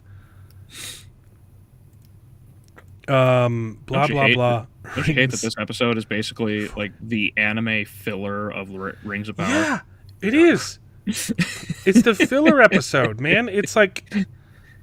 It's trying and it shouldn't desperately be. to set everything up. There's so much stuff that needs to happen, and it's a filler episode. I did not say anything about rings. Like, why do you trick people, and also I'm going to be tricked by you by the end of the episode. I just don't like. They just don't know what they want. The show doesn't know what it wants. It's like a woman. Hold on, but pay attention to that too. It's like when he's like, "Oh, I don't remember you saying anything about rings." It's like he asked you to make 7 for men for dwarves and 9 for men an episode or 2 ago. Yeah. What do you mean no rings for men? Yeah. It's wild to me because we already gave them new homes. The refugees, they don't need rings too. I'm not going to propose to them. It's wild to me that this episode of season 2 has done the same kind of retconning and like forgetting of the rules that it's already established, like World of Warcraft did with like Shadowlands. It was like retconning itself patch to patch, and everybody was just like, what do you mean? Like, why is this happening? Exactly. He's the one back in season 1 who suggested that they make rings. He's like, oh, we should make crowns or bracelets or whatever it was. And Halbrand was like, "How about something smaller, like a ring?" How about a ring? But like, he's a messenger from God, and he's not listening to him. It made sense in the books because Suspicious, yeah. Yeah, it makes absolutely no sense. This is like the pinnacle of like, you know, wanting your cake and wanting to eat it too, you know, like because everything was written so backwards. They still have to get the plot points through, but they don't make sense because they already ruined all of the plot points. Right.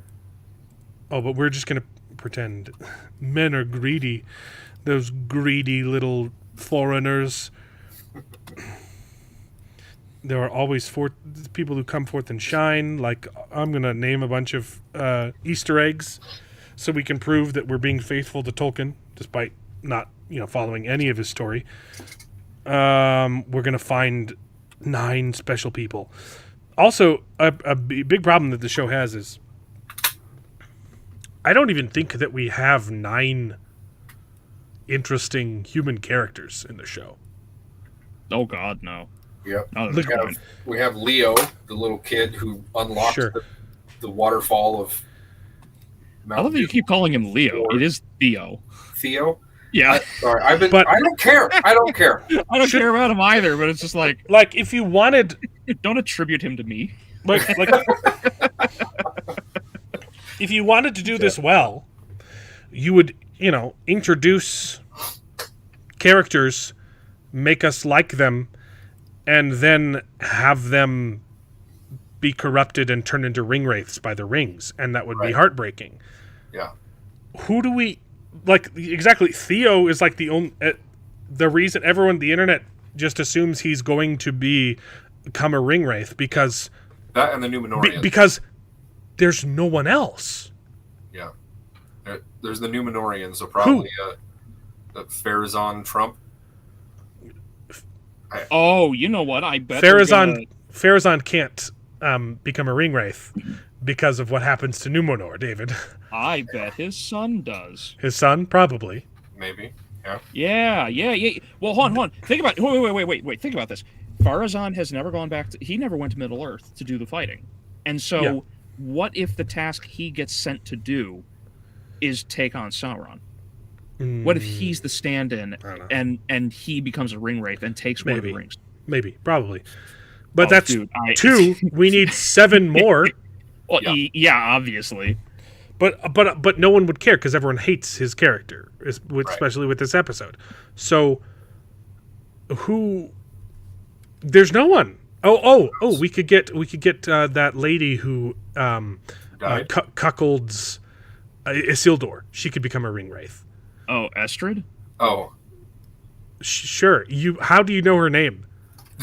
That's a good question. She's the How on earth do you know her name? Because I read. What do you want? I'm trying my hardest to stay awake during these, and you remember her name? Yeah, and a Yaren, and yeah. Who's that? Who's that? A Yaren? Tits McGee? She's dead. I don't care about her anymore. Why would I know her name? Her, Elendil's daughter, the one that just went full Farazan. Right. Oh, okay. Yeah, that's Yaren. She's the one that threw the Palantir down. Okay. I love that she's just gone completely evil off screen. Oh yeah, totally. Like she's like hardcore radicalized against her own father. Like, it makes no sense, and we haven't even gotten to there yet. Anyway, blah blah blah, bunch of CW drama. I need you to make rings. I'm sorry, my answer is no. I'm not going to make your rings. The rings are complete. Even though, like, a scene later, they're already making the ring that turns invisible, which is one of the lesser rings, right?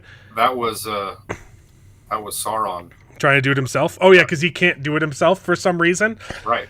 It makes no sense. We'll get there. I have a lot to say about that. I'll make the 9 myself. And when it gets to like their rationale for why they need to exist, none of it makes sense. Like the 3 were balanced, and then the 7 were corrupted, and now we need to balance the balance by making 9. Like, why? Like, it's all just arbitrary. Yep. And I read an article, you probably didn't get it because I sent it to you like 20 minutes before the stream, justifying how, oh my goodness, it makes so much sense, the creation of these rings and what order and how many and stuff. And Tolkien never explained how many and why. And this show makes so much sense. But it doesn't. It doesn't make any sense. And guess what? The number was completely arbitrary. He was making rings left and right and giving them to everyone. It's just that's how many we ended up with, and he repurposed them, gave 7 to dwarves and 9 to humans. Yeah. That's it. He tried to make as many as he could before he. Also, they haven't established Arnor or Gondor yet. Yeah.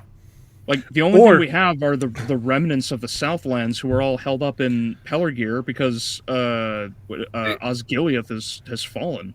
They might not have rights to mention we can't have...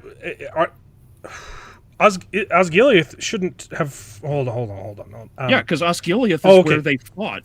Remember, that's where the raid happened. I was thinking of a different place. They haven't even established... Minas Islith. Morgul? Nope. Yeah. The one that becomes Morgul. No, you're getting ahead. Oh, you're right, yeah. They can't establish Minas Morgul because at first they need to show us Minas Islith, right? Is that what it's called? Minas Islith? I'm probably saying it wrong. Minas Lilith? Let me go to... Okay, let's Google Minas Morgul first. Minas Morgul, but it's not because it turns into Minas Morgul. It's Minas. Minas Ithil. Yeah, Minas Ithil. Okay, I was saying it wrong. Minas Ithil. They have to establish Minas Ithil. Yeah, because which gets attacked and corrupted and turned into Minas Morgul. That's the spooky like green city that you get in Return of the King when they're climbing up to meet Shelob. That's the big city there. Okay. Do you know why that's so important, though? Do you remember why Minas Islith is? Lives, right? Do you know why Minas Islith is so important to Sauron? It's very relevant for this episode. Really? Well, that's where the Nazgul are stationed, right? Well, that's the Witch King of Angmar, and before it's corrupted. I really should have. What's important about Minas Islith? That's where Sauron gets his Palantir. Oh. He steals the Palantir in Minas Islith. Which is really dumb, because in this episode, they're showing that the Palantir is evil. Yeah. That's a good point. But Sauron doesn't have one yet! Well, maybe Anatar does. Or not Anatar, Adar. Maybe Adar has it, because it's been Adar all along, right? Everything. It was Adar all along. It was Sauron. It was Adar. That's so stupid. All right, what's next? I'm not 100% sure when Gondor is in regard to the fall of Numenor, but everything, the timeline in the show is established before, because the faithful have to leave. Yeah, because Isildur has to steal the fruit of the tree still. He has to go back to Numenor to go get that, and then the faithful leave and set up Arnor and Gondor. He has to go back. Yeah, he has to make his way back to Numenor. I forgot about that. Yeah, he has to sneak in. I guess we're going to get another teleportation scene. Yep, across the ocean. Or they just give it to Elendil. Elendil steals the fruit. But oh man, that's bad. Yeah. Okay. And also, if we're gonna jump or stay on Numenor, there's one more Christian parallel that I saw here, and it infuriates me just a tad as a Catholic. They destroyed that relic that looked an awful lot like Mary. Yeah. Okay, I'm gonna get to the relic, but first I got this scene. Yes. this was actually like one of the moments that, like, hey, they're finally hinting at like LaCroix flavored is about as deep as they're getting to something that actually happened in book lore, right? This is them for the first time they're establishing that Pharazôn is jealous of the elves, which is supposed to be the entire point of Numenor. Yeah. Right. Elves. They worship. They worship the elves. Yeah. They want to be elves. They want to be immortal. And this scene, it's not terrible. It's Farazan saying, "Hey, we're jealous because they can live forever and we can't." And then it cuts to him giving his son a task. Blah blah blah. I don't give a crap. Oh, he's just king now. He became king off screen. The scepter's him. It's not enough. Whatever. For some reason, he said, "Oh yeah, by the way, when you were in your mother's womb, your mother prophesied that you'd die a horrible death." Out of nowhere. I don't understand where that came from. Are you going to tell me? No, I'm not going to tell you what it was. It's like, gosh. Yeah, he's definitely becoming a ring wraith, right? I'm telling you. Yeah, you're 100% right. I'm calling it now. He will travel to. He will travel out there. He will get corrupted by one of the rings, and he will become a Nazgul. Is he going to be the Witch King of Angmar, or is that going to be Theo? That would ruin the Witch King so much for me. It'd be so good, though, right? No man can slay me. I like men. Anyway. No, he's jealous. No, he does. He likes Tits McGee, right? Okay, so the whole city is just chanting for Farazan. Yay, yay, Farazan. Because we don't like that blind lady. And then these... What was even the point of this scene? To show that they're lovers? Or that they're falling really in love? Trying to put them together. So that they can have another interview and be like, we never knew that was coming. The point of the scene is her saying... I think it's a good thing that Farazan is in charge, because now the Palantir isn't showing visions of Numenor's destruction. So it was my fault. Every time I was in charge, the Palantir pointed to our destruction, and now that someone else is in charge, that's gone. I guess. She literally tells him to stand down, don't do anything, because Farazan has to be in charge now. You know what this reminds me of? It's moronic. What? You know what this reminds me of?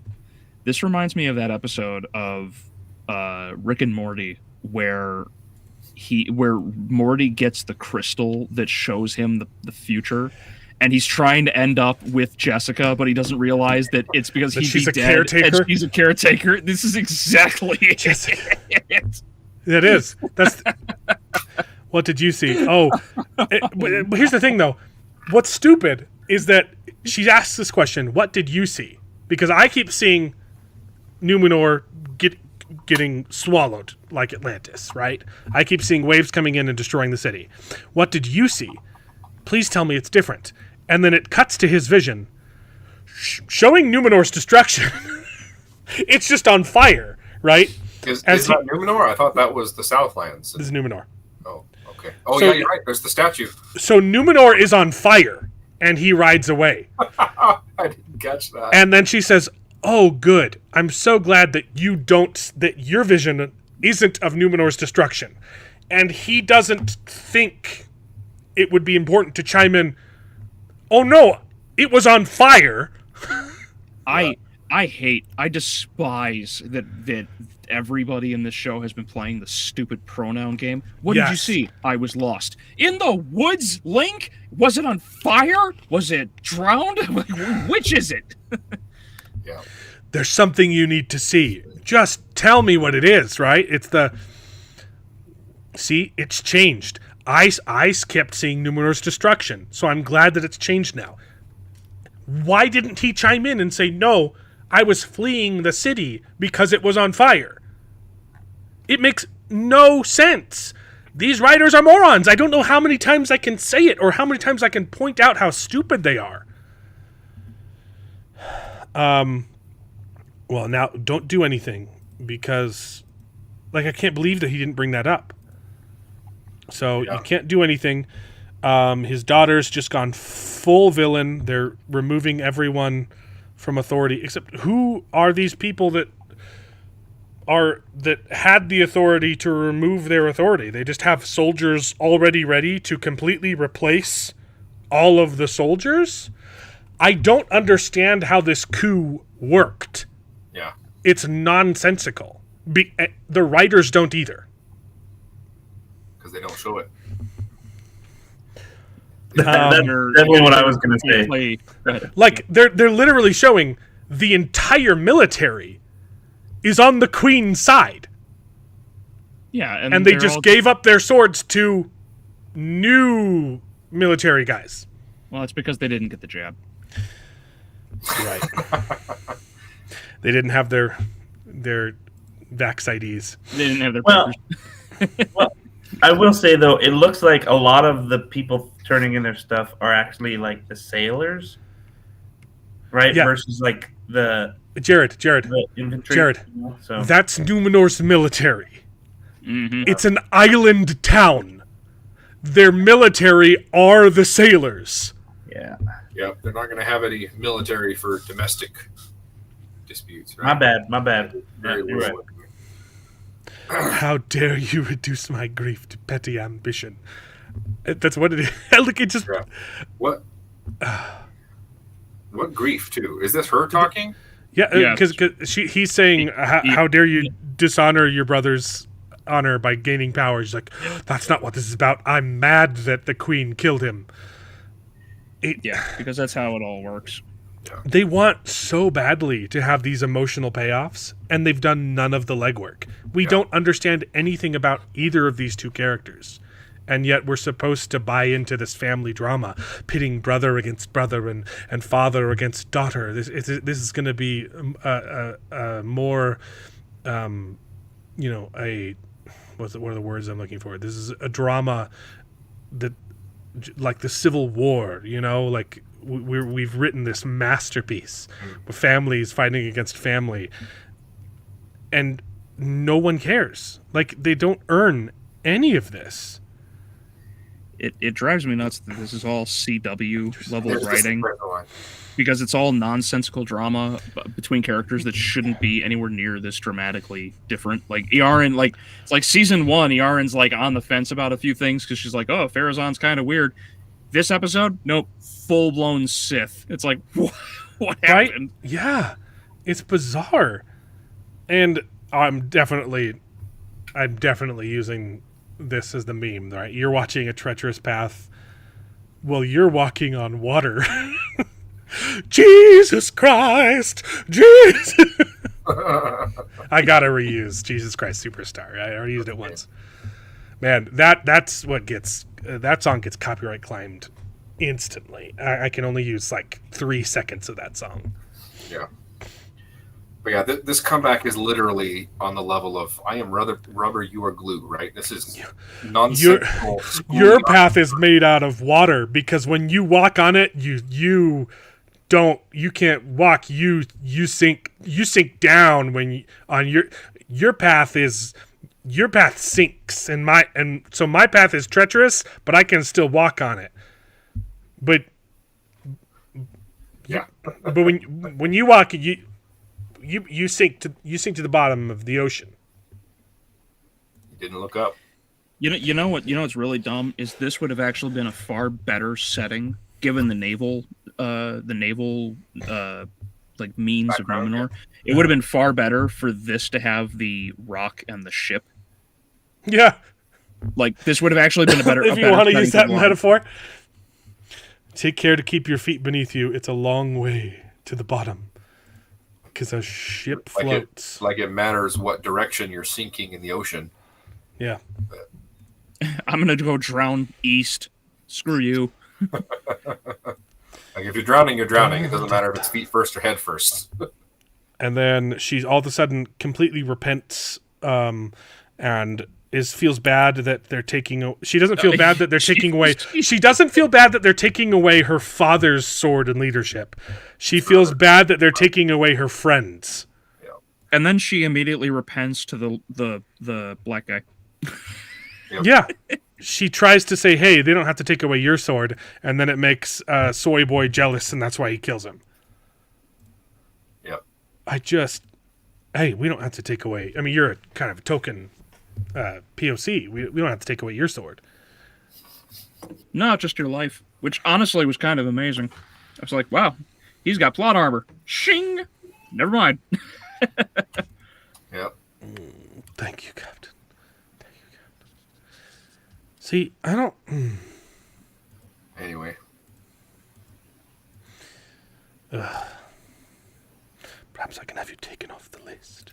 See, it is. Yeah, he didn't have his Vax ID. Yeah. You're right. And then they show Farazan. Okay. Farazan walking to the Palantir, and they play Sauron's theme over it, because he's under the influence of Sauron drugs. And then it cuts from here to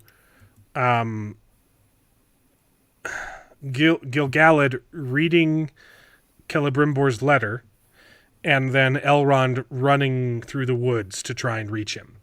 I want to take a brief little pause here to show you The map? no, we got to go to Twitter. Okay.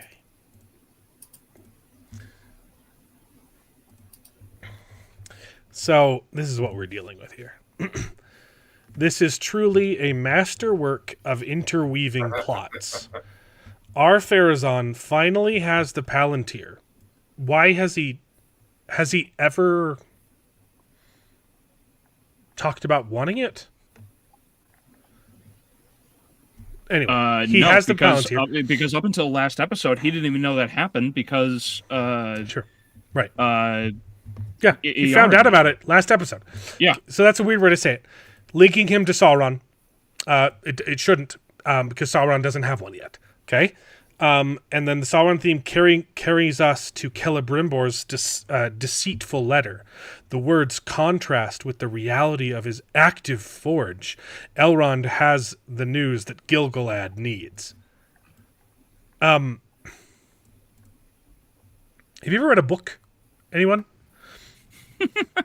I was going to say, I don't even know what they're trying to say here. I'm like... Okay, no. What they're trying to say is this is a masterwork of interweaving plots. This is two things happening separately. It is three things completely unrelated to each other. Yep. I guess that the underlying theme is Sauron Sauron's influence in general. He's influencing Farazan and Celebrimbor, and I he's not influencing Elrond, so that doesn't make sense. There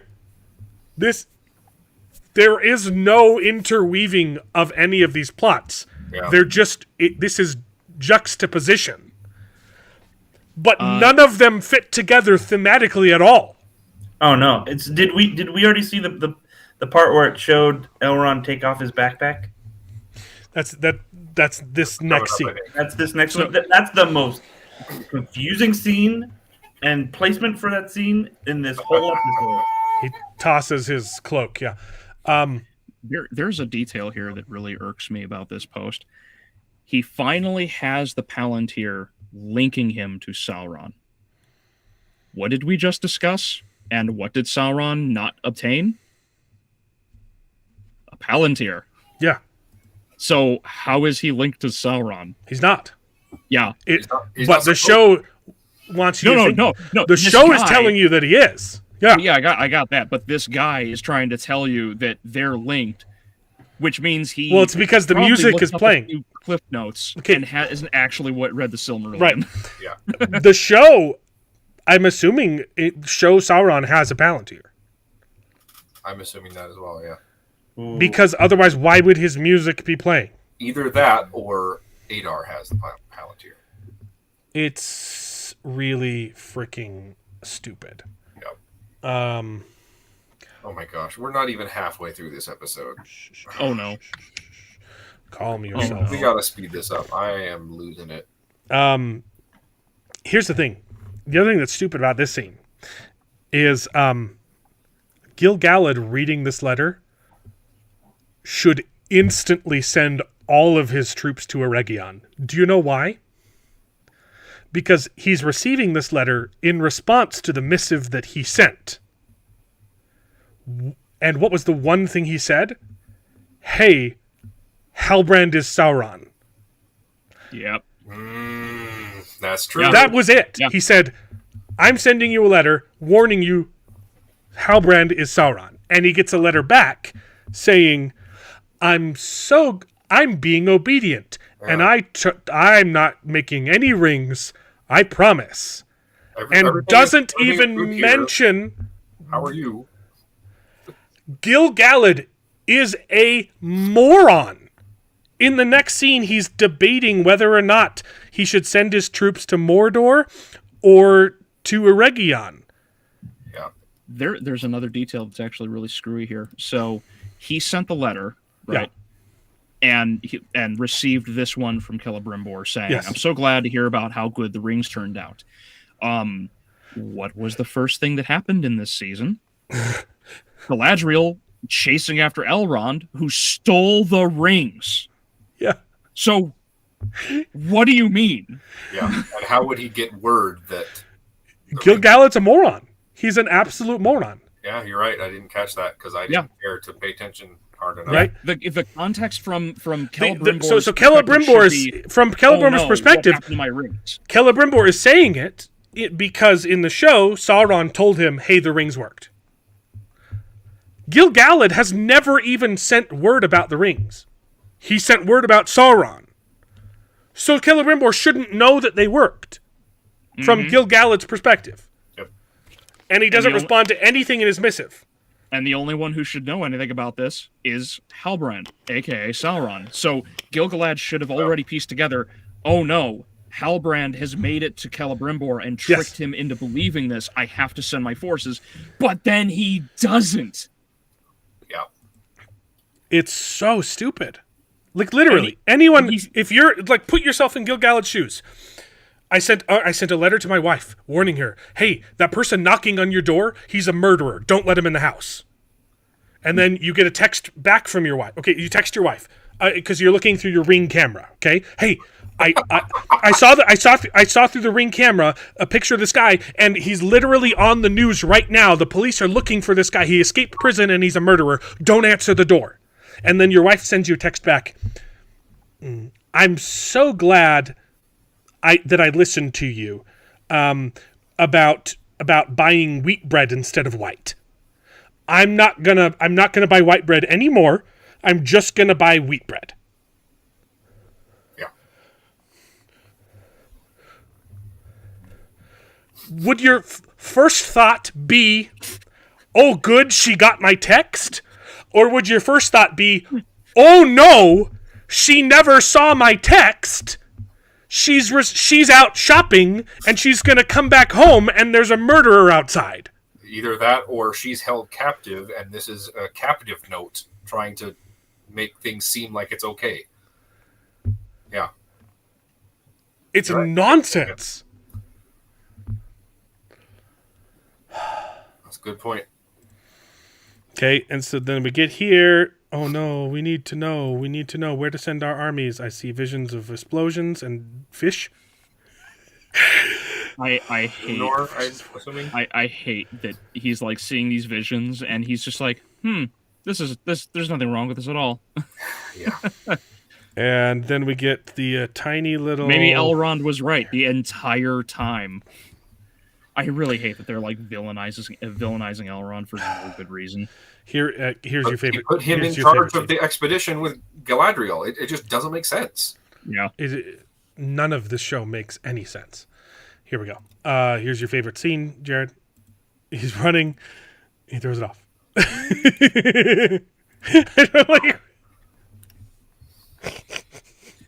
Yeah. Why are her fingers gold? Down. What's with the gold painting on her fingers? Yeah, I don't understand. He's got gold on his fingers later, too. I don't know. She's a gold digger. I just got it. Oh, that's hysterical. Oh man. Is Durin's like member made of gold? Is that what this is? Like no, but there's a reason it's on her fingers. Oh boy. He's got it on his fingers too. Just saying. Is he her Kermit to her Miss Piggy? I love that so much. Well, I hate this show so much. He's a fan of cave diving. Anyway, you pushed for this. I know. I love how they pointed out.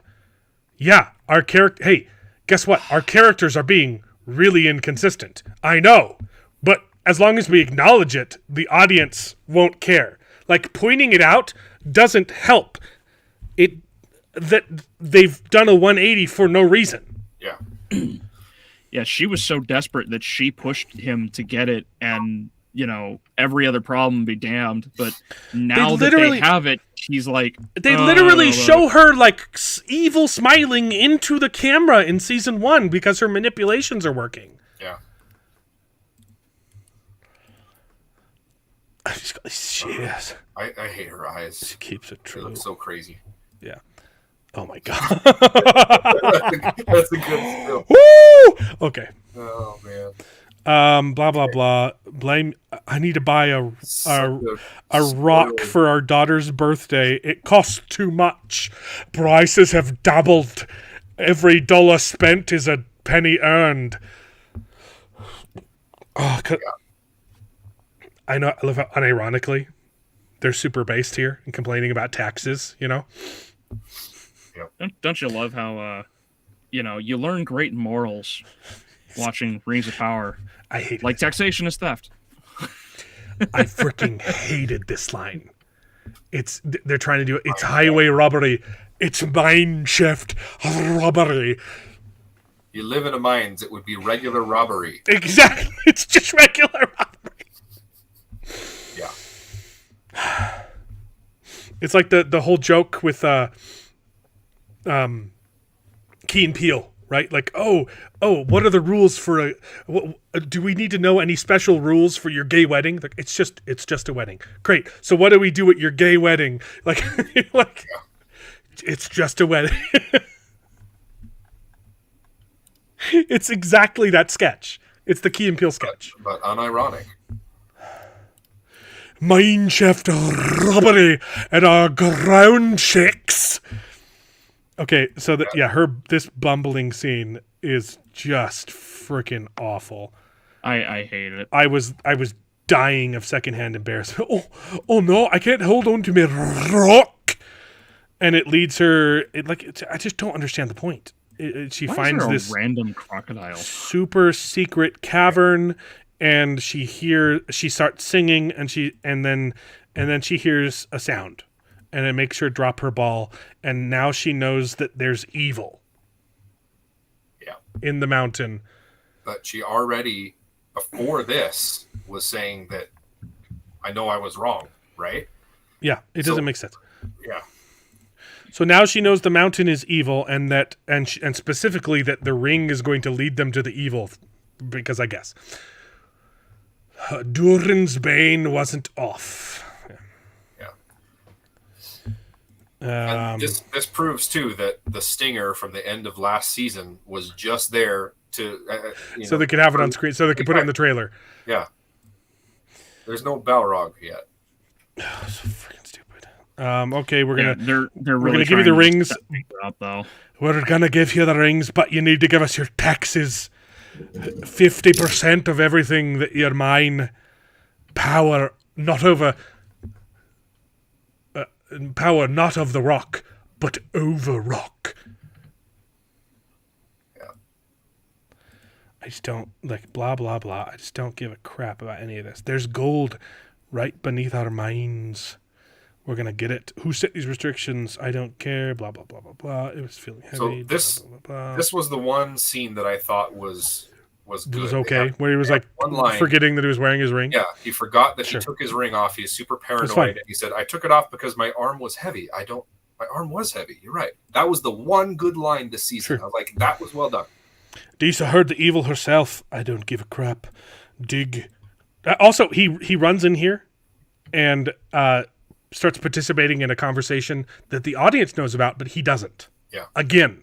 They've done it again. He comes in, you can't dig. How did he know? That we know, because we just saw it happen. Yeah. Saying, you need to go dig. Durin runs in, you need to stop digging. No, he needs to come in and say, Dad, my wife just saw a Balrog. I hope What are you planning? I'm digging. Oh no, you can't do that. You can't dig. He doesn't they know information that they shouldn't know. Well, and he literally came in and was like, "Stop!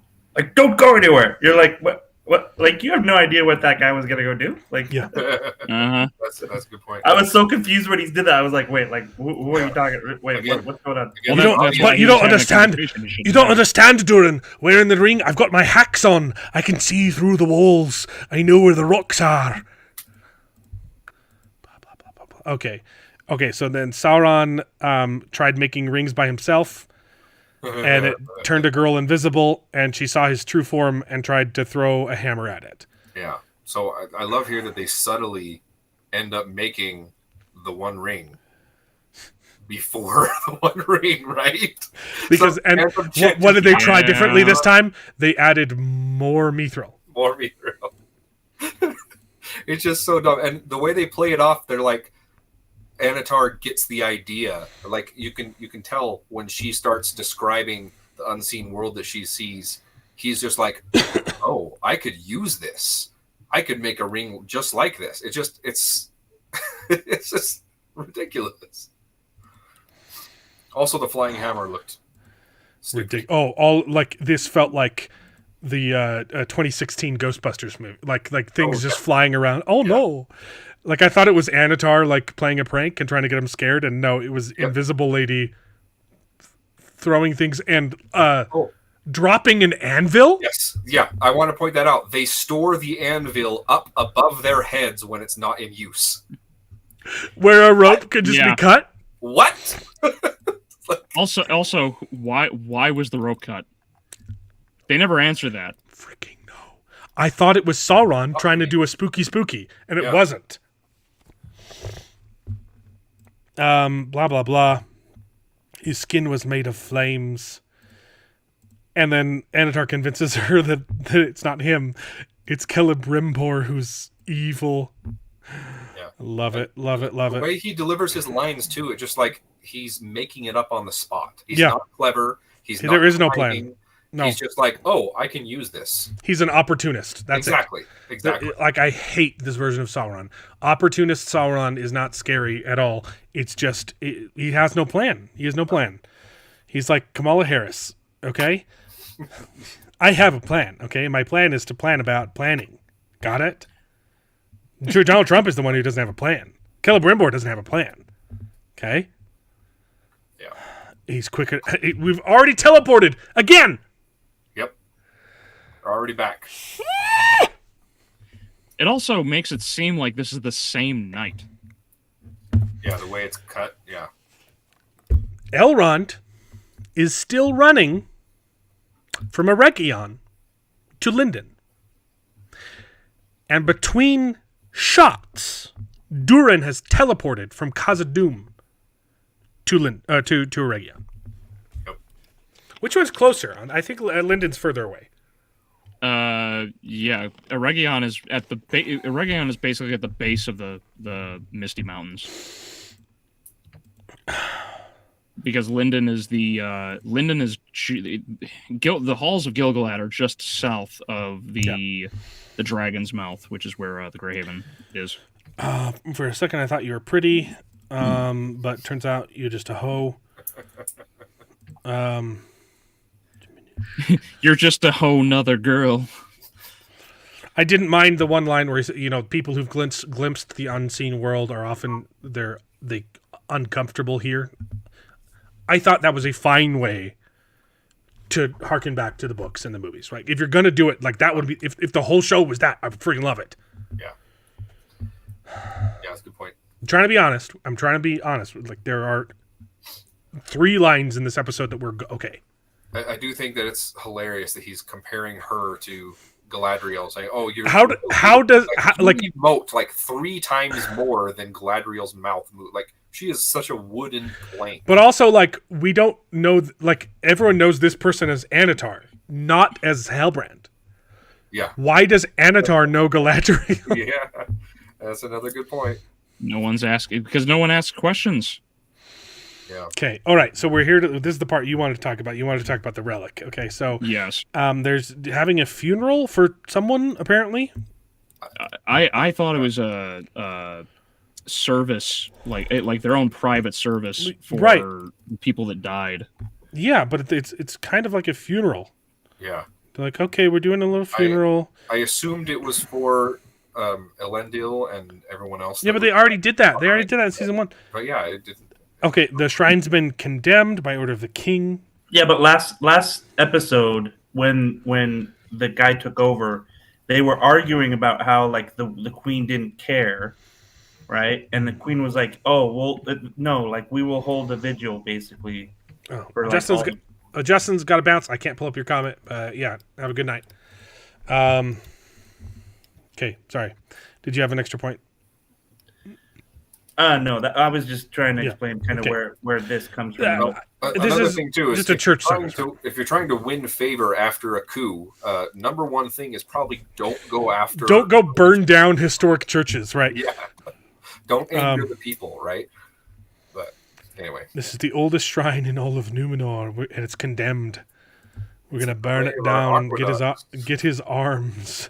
But I have to finish this. I have to finish this little scoop. I have to put the scoop in the thing, otherwise it's not gonna. Okay. Let's see if we can get a close up of Le Relic. Oh, he's already dropped it. Oh, never mind. He's still there. I think that might be as good as we're gonna get. What you were saying? This is a Jesus figure, or it's like the Virgin Mary? Maybe it's just me, but it appears to resemble Saint Mary or Mary. It's kind of Virgin Mary-esque. What I wanted to point out about this, though, this is an ancient relic from the oldest church in all of Numenor. Is it carved from stone? No, I always thought it was a porcelain. No, it's hollow. It's hollow, made of porcelain. Yeah, it's like you just there you go. Like it's not like not 1-to-1, but what Jared brought up a while ago made it looks me remember. Like an and I think it's just another thing to tally up. Of the Virgin Mary, It's there's that. Yeah. It's also like it's so thin. Also, that is the thinnest porcelain ever. Like, this is an ancient relic. Yep. Yeah, it should have been thick stone and the head came off or something when he dropped it, you know. I've eaten chocolate bunnies that had more durability than this. Woohoo! That's good. Yep. This is literally a breakaway prop. Yeah. For a movie. You remember on Easter where you get those bunnies and you're like, oh my gosh, that's so much chocolate. That's solid chocolate. Oh man, it's so disappointing. Oh, it's hollow. Right. Okay, you know what I got? I don't know if Maria gave you any. Our sister.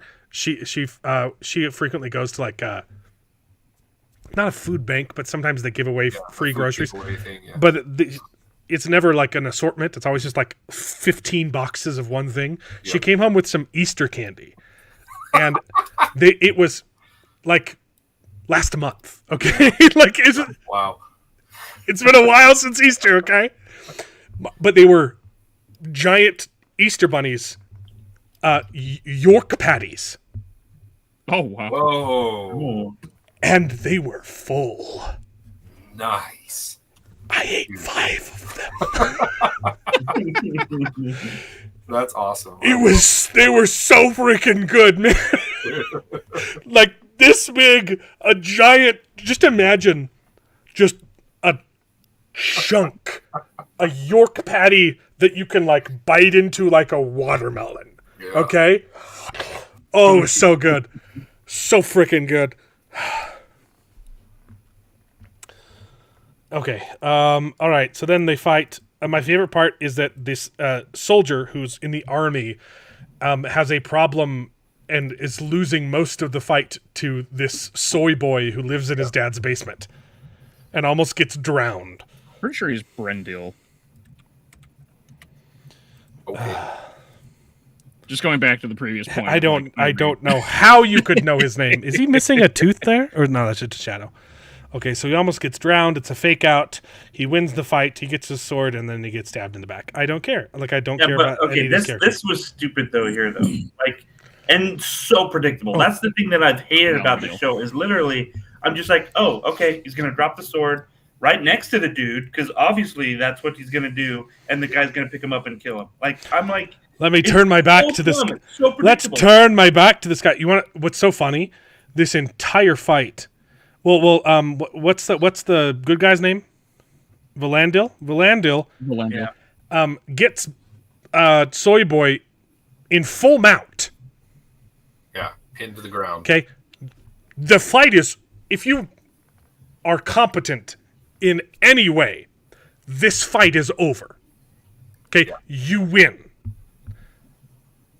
I do jujitsu, okay? It is done.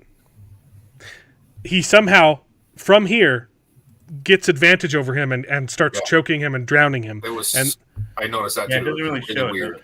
And then it ends in a sword fight where he only has one sword. The entire time, I'm trying to see if I can get, Elendil is being held by one guy. Yeah. There are two things about this fight that really drive me nuts. Elendil, that is one of the worst guards I've ever seen, because it's not braced. The guy is holding Elendil's arm instead of his own arm. Okay, that's not even a half Nelson. Horrible form, and Elendil can't get out of it. But Soy Boy can get out of full mount. Yeah. It's really, really bad. If you know anything about fighting, it's embarrassing. And it's not until after he wins the fight that Elendil. Okay, here, let me back it up. Yeah, and he just lets him go for some reason. Yep. The fight. Well, it's not over because Valandil is still holding the sword. Right. So this is not the time that you want to let go of the person you're supposed to be guarding. Yep. Okay. Well, I mean, and to that point too, literally the whole time those guys are fighting, what are the other guards doing? Nothing. They're in the background swinging their swords at no one because there's no one else in the. It's just people, right? It's so dumb. Put it down. Right. Those other guys are just standing in the back. Show them. Watch. Put it down, and then this is the best. Watch what Elendil does. Right. He could have done that at any time. Okay, because this guard was not subduing him in any substantial way. This is the only part that's accurate, okay? Because that's how easy it would be to get out of that guard. And it takes him the entire fight to do it. Yep. I need to get back into jiu-jitsu, man. It's fun. It is. I haven't rolled in a long time, baby. I've been meaning to sign my son and I up to do it. Take a class together. There are two details about this fight that really drive me nuts. Just first, two? Well, there's a lot more, obviously, but the two that really stood out to me is one, this is the second time somebody gets hurt in front of Elendil, and nothing happens. Like, the girl who walks up and just slaps the queen, slaps Muriel, and he's just like, and he didn't watch this guy pick up the sword and stab Elendil. Elendil is about as good as his job as the FBI is at protecting Donald Trump from assassination attempts. I agree. Yep. The second detail. Hey, the camera couldn't see the sword, so Elendil couldn't see it either. But see, that's the problem. The sword. So if you go back and you play it with the audio, when he moves the sword away from the sun, you'll hear a shing. Sound effect, like it's being pulled out of a scabbard. Yes. Well, even a scabbard doesn't make that kind of noise. It's smooth, and then it has a click because of the base of the blade has a little thicker metal, so that it locks into the scabbard. Yeah. Right. So it should be a really smooth sound with a click. And when he moves the sword away from his clothing, you hear shing, like it's grinding on metal, but he picks up the sword without a sound. All you hear and see is the sword go through his chest, and it's like, you guys can't set up a shot right. You can't get the sound editing right. You can't do anything in this show correctly. It's wild to me. Let's see if I can play that bit. and then we might get feedback. Last time I tried doing this with a different window that's not Chrome tab, we got like recursive audio, so we'll try it. But Everybody Gotcha. mute. it should be. I don't hear it yet. Okay. Oops, I'm clicking on the wrong button. You guys can hear that, right? We're not hearing any sound. No. We cannot hear it.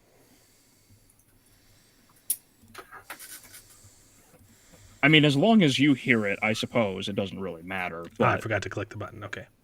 okay. Here we go. Let me pull it back up.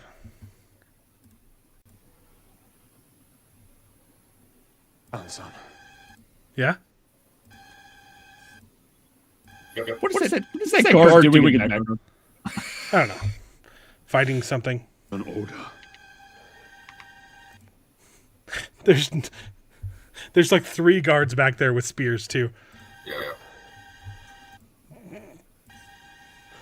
It's making, I don't know if you can hear it. It's making little tinking metal sounds right now. Just like faint, like. That's probably the guys in the background. No, it's clearly it's supposed to be coming from the sword. Like it's like a softer, like a chink, chink, chink. Yeah, like that.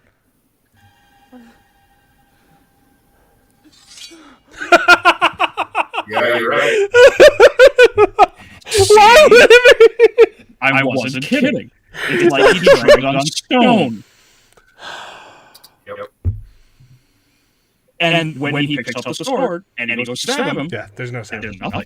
I do remember Everybody that. knows that's what swords sound like when you move around. Just swing, swing, swing. Shing. Yeah. Oh, that's stupid. Yeah.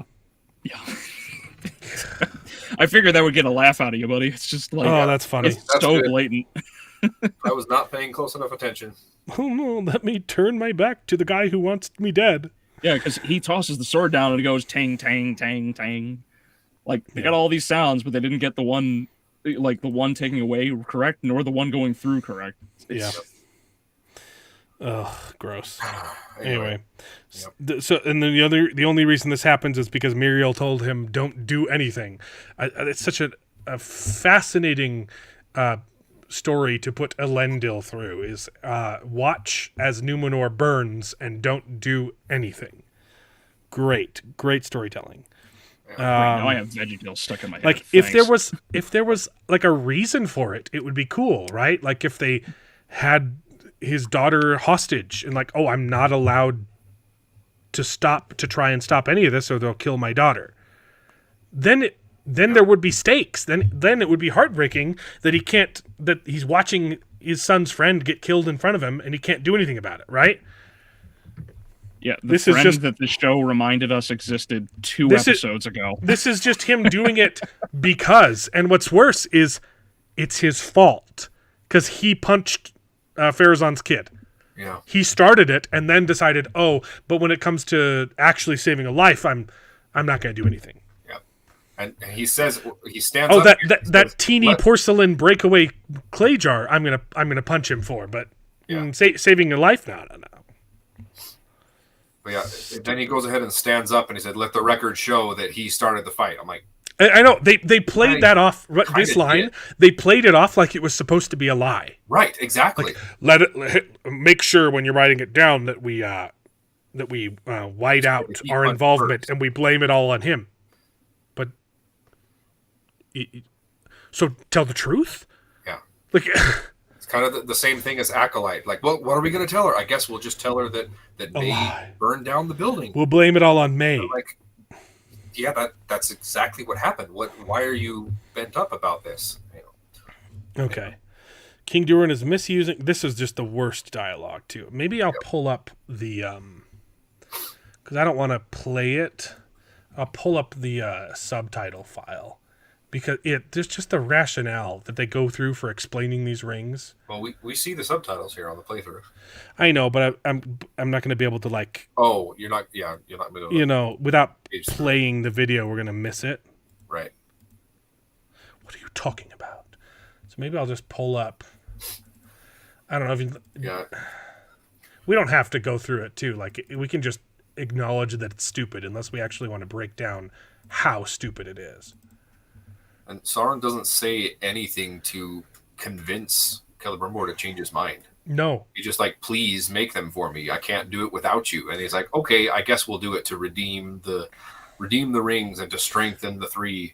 He gaslights him, right? Okay. So, oh no, you can't see that. Let's pull it up. Share screen. Window. Here we go. Here's the.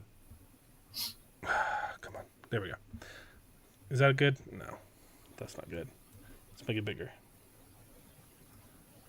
Okay. Let's see if I can zoom in. Is that good?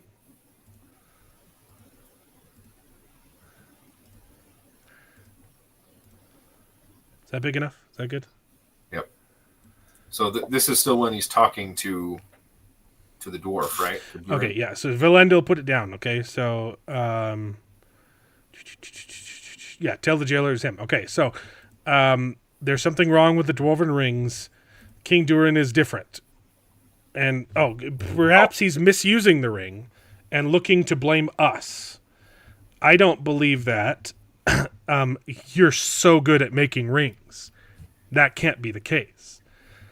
Just be mindful that someone's not manipulating you. You see daggers where there are none. And you ignore them until they're right at your throat. We have been corrected. We are not saying the names correct because we aren't rolling enough R's. Oh. Sorry.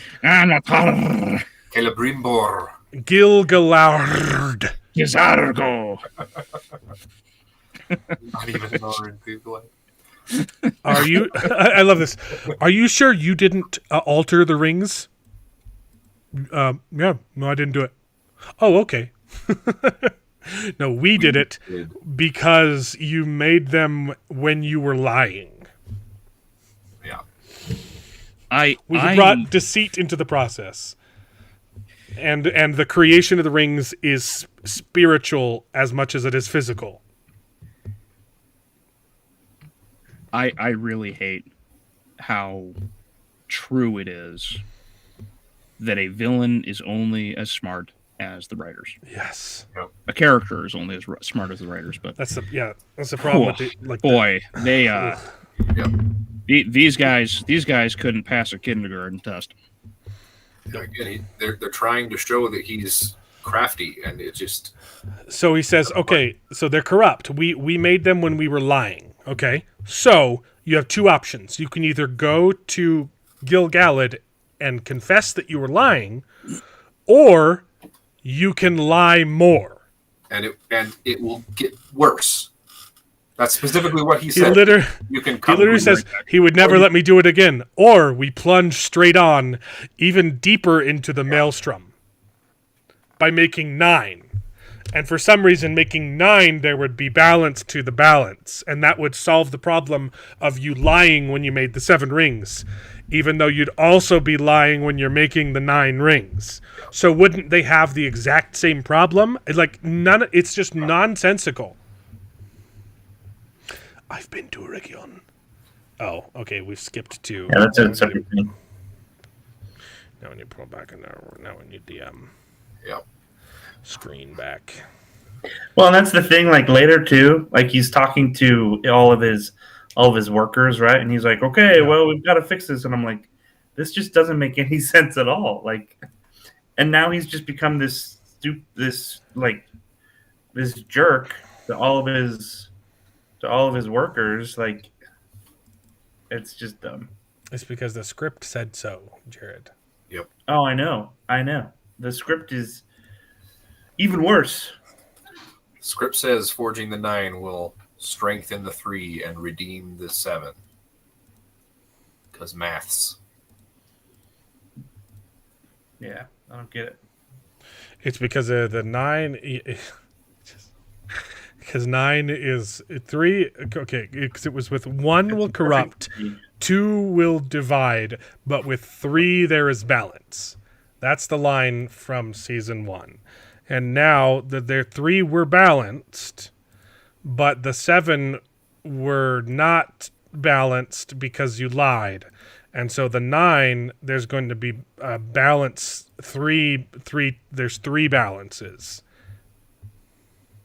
That's what we're dealing with. That's about as much logic as the article I sent you went over. It said he tries. Three was perfect, so 3 times 3 is 9. So they're going to make 9 to fix it. Durin tries to tell him there's something suspicious, and he says, "You're my son again. I'm proud of you." And then Disa's mad and says, "Promise me you'll never wear the ring." That's all that this scene is.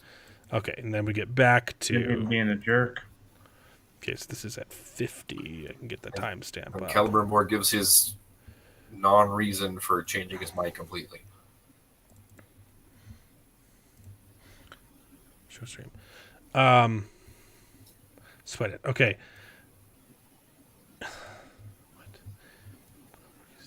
We have failed, every one of us. We have failed, every one of us. You weren't doing it perfect. Your hammer strokes weren't perfect. Our hubris and sloth dulled our attention. We must atone. We must make them perfect. But the problem with the 7 wasn't that. Yeah. It was that it wasn't the process. It was Sauron got to him. Corrupting him. Or it's that they were lying, right? That's the reason presented. The 9 must do far more than bring aid to men. They must bring balance to the entire project. Why? Why does that balance? Oh, because the script says so. Yep. Sorry, I'm trying to read these comments. So they need to unionize against Sauron. Okay. It's a dumb plot contrivance. They all want the cool parts, but have no coherent way to string it all together. Well, they do. If they followed the freaking books. They wrote themselves into a corner by making the 3 rings first.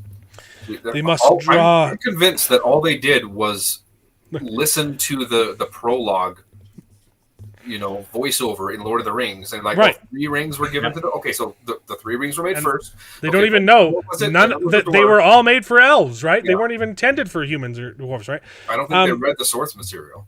They said, let's buy this source material, let's adapt it. And somehow making the 9 rings is going to balance the entire project because the 9 is going to draw strength from the 3. And somehow redeem the 7. And somehow redeem Palpatine return. Oh, wait, they don't even know? Yeah. And somehow redeem the 7? They must redeem us all by not changing the mistake? Yeah. Makes no sense. New alloys, a new designs, a new process. I will be with you at every turn. Yeah. Why? Look, it's just nonsense. And then Anatar's pep talk, I guess you could say, after Celebrimbor leaves is so demeaning to Celebrimbor. Don't be discouraged. Your master may seem unreasonable. His demands intemperate or even impossible, but that is simply because he knows how much depends on your success. Do they? Why is this important to them? They're masters of the craft. I don't know. I know you will not disappoint him or me. I, for one, am certain that we will complete the rings of power. Well, they said the tagline. He said the title. Roll credits. Yep. Such utter garbage. Blah, blah, blah, blah, blah. Oh, I need to add. Hold on. Nope. Where is that? Oh, there it is. Yep, that's all I had to say. It's just absolute nonsense. Okay, we got all that. And then we get Galadriel for a little bit. And she's put in a prison. That's opened by a sharp stick. And then told she's not in prison. Yeah. Oh, wait, we get... yeah, we get... I forgot about this scene. Elrond shows up and says, hey, Galadriel was right. They're on their way to Eregion. Oh, we can't send our armies there. Why? Because it wouldn't be enough. Yeah. Yeah, which is wild considering they have home field advantage. But isn't And see, Haven't we already established? You know what would be enough? If you get an invading army to attack a city, and then you crush them against the walls and attack them from both sides. Yeah. Haven't we already established also that Anatar's armies are going to Eregion? And we've also established that Sauron doesn't have a freaking army. Right. Sauron told it's the same army as Halbrand, hey, I know where Sauron is. And we know from the trailer he tells them to attack Eregion. I just realized a whole nother detail. They're all going to the same place, and for some reason Gil-galad is like, oh, we can't go to both places at once. There's a detail that frustrates me here. So, from Gil-galad's perspective, he sent a letter to Celebrimbor, warning him about Sauron. To Eregion, and so he should be under the impression that the messenger arrived. Right. And he gets a different messenger back. Exactly. So basically, what ended up happening, what should happen is that from Gil-galad's perspective, he should think that Celebrimbor his messenger's gone missing. He should be under the impression that Celebrimbor is still in charge, but in danger. So the elves should still be able to help from Eregion. Yeah. So he should still have Lindon and Eregion's forces to throw at the orcs. Yeah. You must send aid. Our armies can't defeat both. But Sauron doesn't have an army, and they know that. It's just Adar's army. And also, there was a scene, I don't remember if it was in this episode or a previous episode, they said our spies indicate that Sauron was last seen entering Mordor. Which by the way, everyone is all of a sudden on the same page of calling it Mordor. Yeah, and how would they know that it's called Mordor? Exactly. But it doesn't have a name. The last thing they said, for some reason, it's because everyone saw the graphic at the end of season 1, episode 8, when the Southlands changed to Mordor, and everyone knows that it's now called Mordor. So that's it's because the audience knows, David. That's why. Okay, go on. So it doesn't make any sense. They don't know where Sauron is. They think he's somewhere completely different. They don't even know he has an army. And all of a sudden, he's like, oh, we can't defeat his army and Adar's army. We can't do it alone. So is he going to get the Numenorians to help? Or is he, like... Yeah. I'm telling you, they're going to get the aid from the Numenorians. It's going to be show up the elves. The sun is going to be sent. He's going to get the ring. I'm telling you, I'm calling it. I'm calling it. That's it. No, you're right. But I get a little bit of credit because I'm the one that led you to this discovery. I'll erase your name from this. Also, going back here, extrapolating from the trailer again. You're right. Why did Sauron, Halbrand, Anatar tell Adar where he is? I don't know. There's no... He wants him to come attack him in the city while he's trying to forge the rings? Well, because it's because the city gets attacked in the books. Because Sauron's plan... Look, so what happened was Sauron made a bunch of rings, gave them to elves. Supposed to happen okay, let me tell you, David. He made a bunch of rings, gave them to elves. Okay, then he went and forged the one ring, and when he put it on, and he said, "I'm going to take control of you," and they heard his voice because of the rings that Celebrimbor made in secret. Okay, the elves were warned, and they heard him trying to take control. They felt him trying to take over their mind, and they pulled off the rings real quick.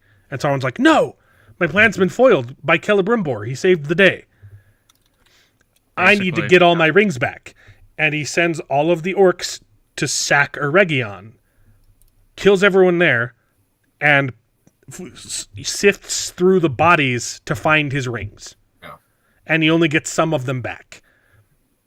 Gives 7 of those to the dwarves and 9 to the humans. 9, and the humans become ring wraiths, and the dwarves, it's still not strong enough to mind control them because dwarves are stronger. Their mind is fortified, like in the Acolyte. Yeah. And greedy, right? And it just makes them greedy. It kind of starts corrupting them, but not enough to mind control. Yeah. So because Eregion gets attacked in the books, it also needs to get attacked in the show, David. Yeah. Except that it doesn't make any freaking sense. There's no reason for it. Yeah. Because the reason Sauron is there is to make the rings, and he doesn't know that his plan's going to fail yet. Yeah.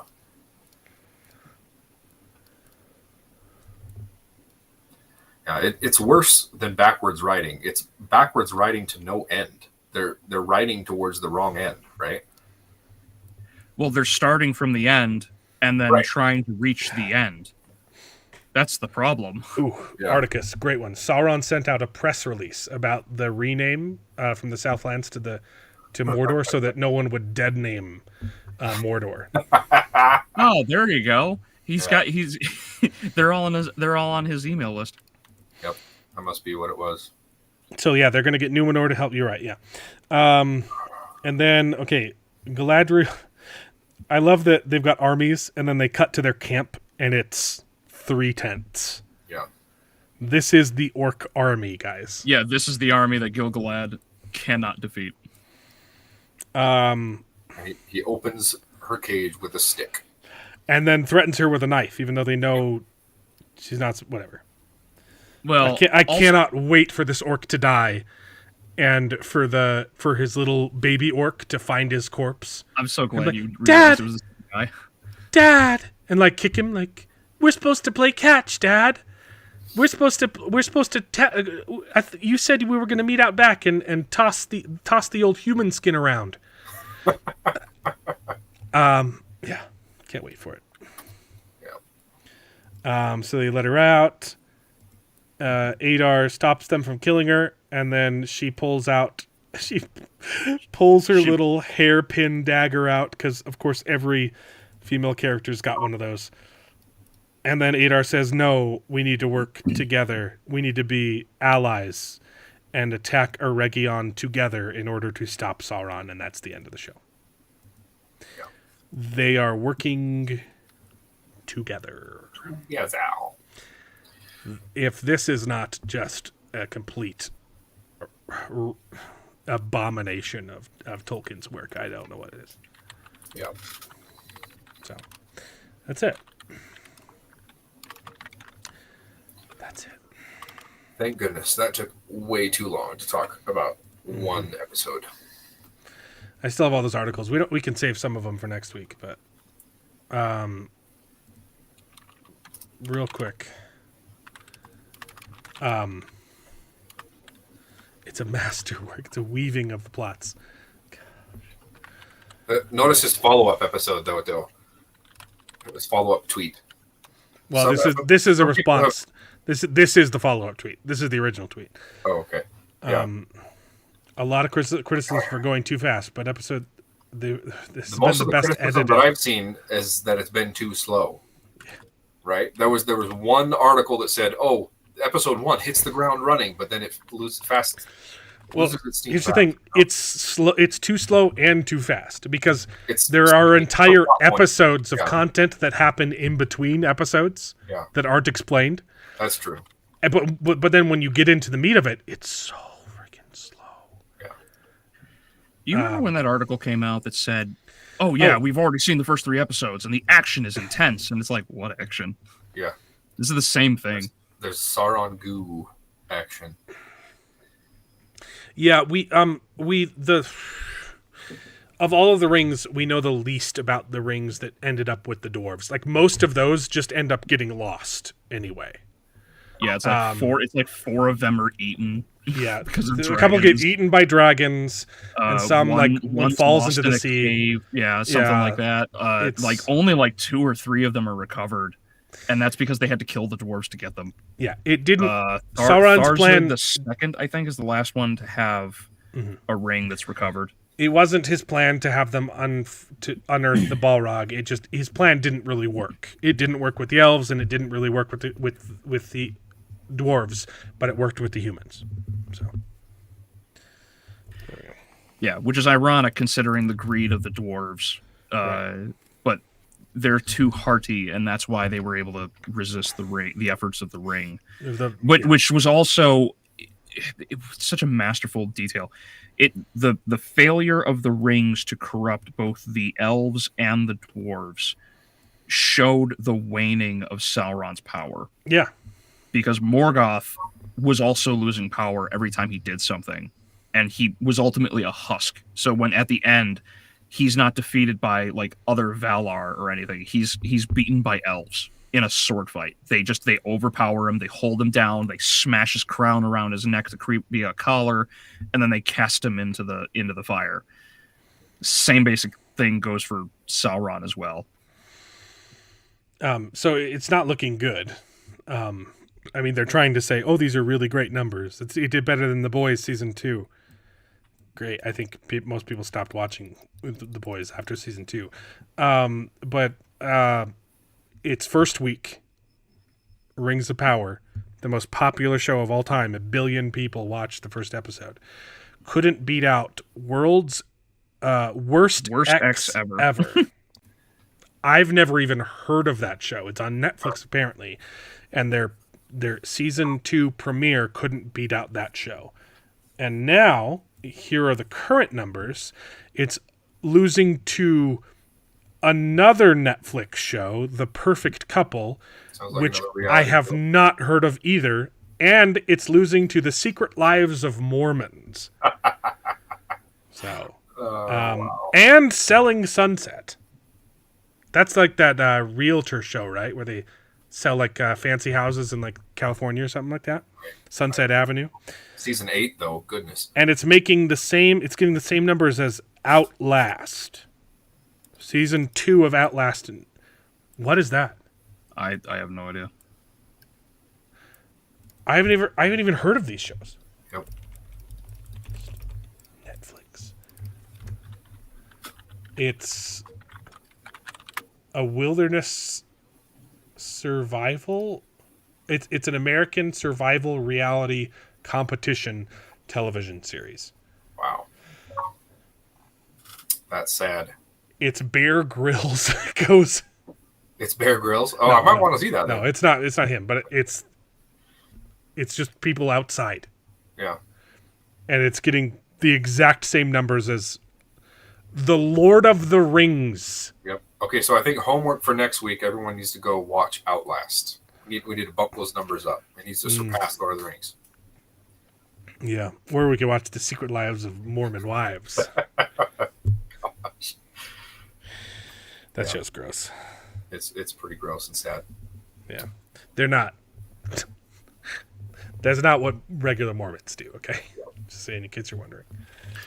Real quick, am I misremembering something? Honeybun Express is saying that Morgoth wasn't defeated by elves. Am I mixing two results? I could have sworn it was the Sons of Fëanor that beat. I mean, it was him in the battle, right? And yeah, he it was a beheaded, huge war. He was beheaded later when they returned to Valinor, right?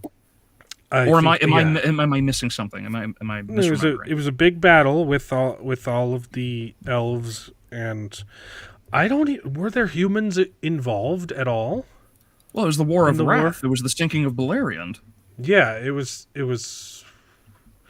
I'll have to go back and check. I'm pretty sure I'll jump on elves, Tolkien Gateway. I'll double check because I feel like I might be mixing up two different results. Yeah, I don't. That's great. Keep going. Yeah. Sorry. No, well, that's it. The show sucks. Yeah.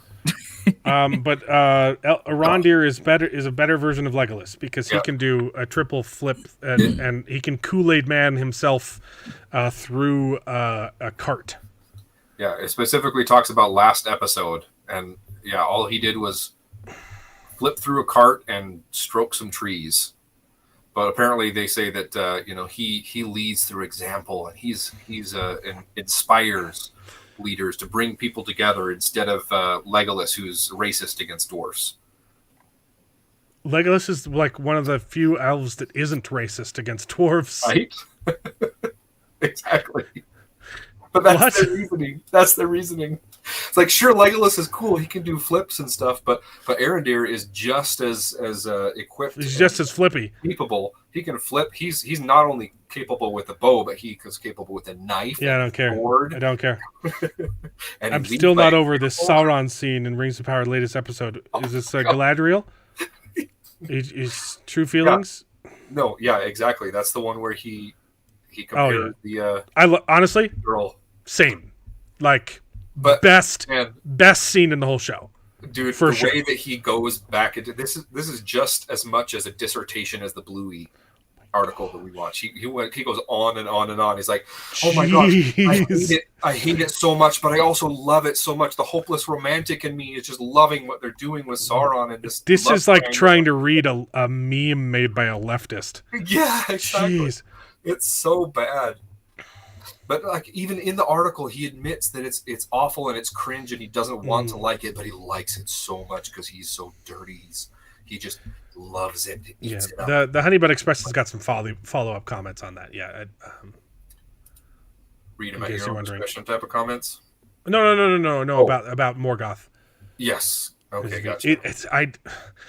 I remember him being defeated. I can't remember who specifically did it. I'll need to go back and reread it. But, I think he's correct. I might be mixing up the. There were a couple times where he like almost died, right? Fingolfin stabbed him. Yeah. There's a number of times he's injured, but I'm on here right now where it's talking about how he was ultimately defeated. Erendil sailed into Valinor seeking the pardon of the Valar. The Valar. He earned it, and then they raced back across and. Morgoth's forces basically lost. The Eagles beat the dragons. Calagon was defeated by Arendelle himself using the ship. And as the quote says, when he was seized. Yeah, who got all the XP, man? Who got the kill for the experience from the kill? Yeah, hewn from under him. His feet were hewn from under him, and he was hurled upon his face. Because the Silmarils were removed from his crown, and he was bound once more with the chain called Anginor. But that's what I remember is him getting cast into the void. Yeah. I just don't remember who specific. I swear, I thought it was. It was in a big battle, right? So it was just a like. Yeah. Because he's killed there. So I was right on him being like. Tossed into the void because he's removed from time and space. He gets the Warhammer 40K stole that too. That's incredible. Yep. Sorry, Horus gets he gets erased from everything. Sorry. Anyway, I'll keep looking, but I'm so positive it's like one of the like descendants of Feanor. Like they hold him down and they smash the crown around his neck. Again, I could be wrong though. I think Honeybun might be correct. But did you also know that the Rings of Power changed a key aspect of Hobbit lore for a good reason? Yeah, this is another article that is completely incoherent. It's because the Stores were river folk and they lived near water, but why they show them in the desert. They live in the desert here. Yeah, it literally does not explain why that change makes it better. It's just like, oh yeah, by the way, Gollum was a Stoor Hobbit, so it makes sense that he's fishing with his best bud and finds the ring. So it's really cool to wait. The Rings of Power might cover this history of the Stores in detail. How does that make it better? It doesn't. It literally does not explain. It's like they changed it. They're supposed to be river-dwelling folk. Here we go. Unlike Tolkien's stupid description of the Stores, and Patrick and McKay and Payne are setting their history even further back before they find their dwellings near the Great River. Why does that? That's it. Great. It doesn't explain anything. Cool. Next one. Rings of Power gives the best description of Sauron's true form yet. It's not bad.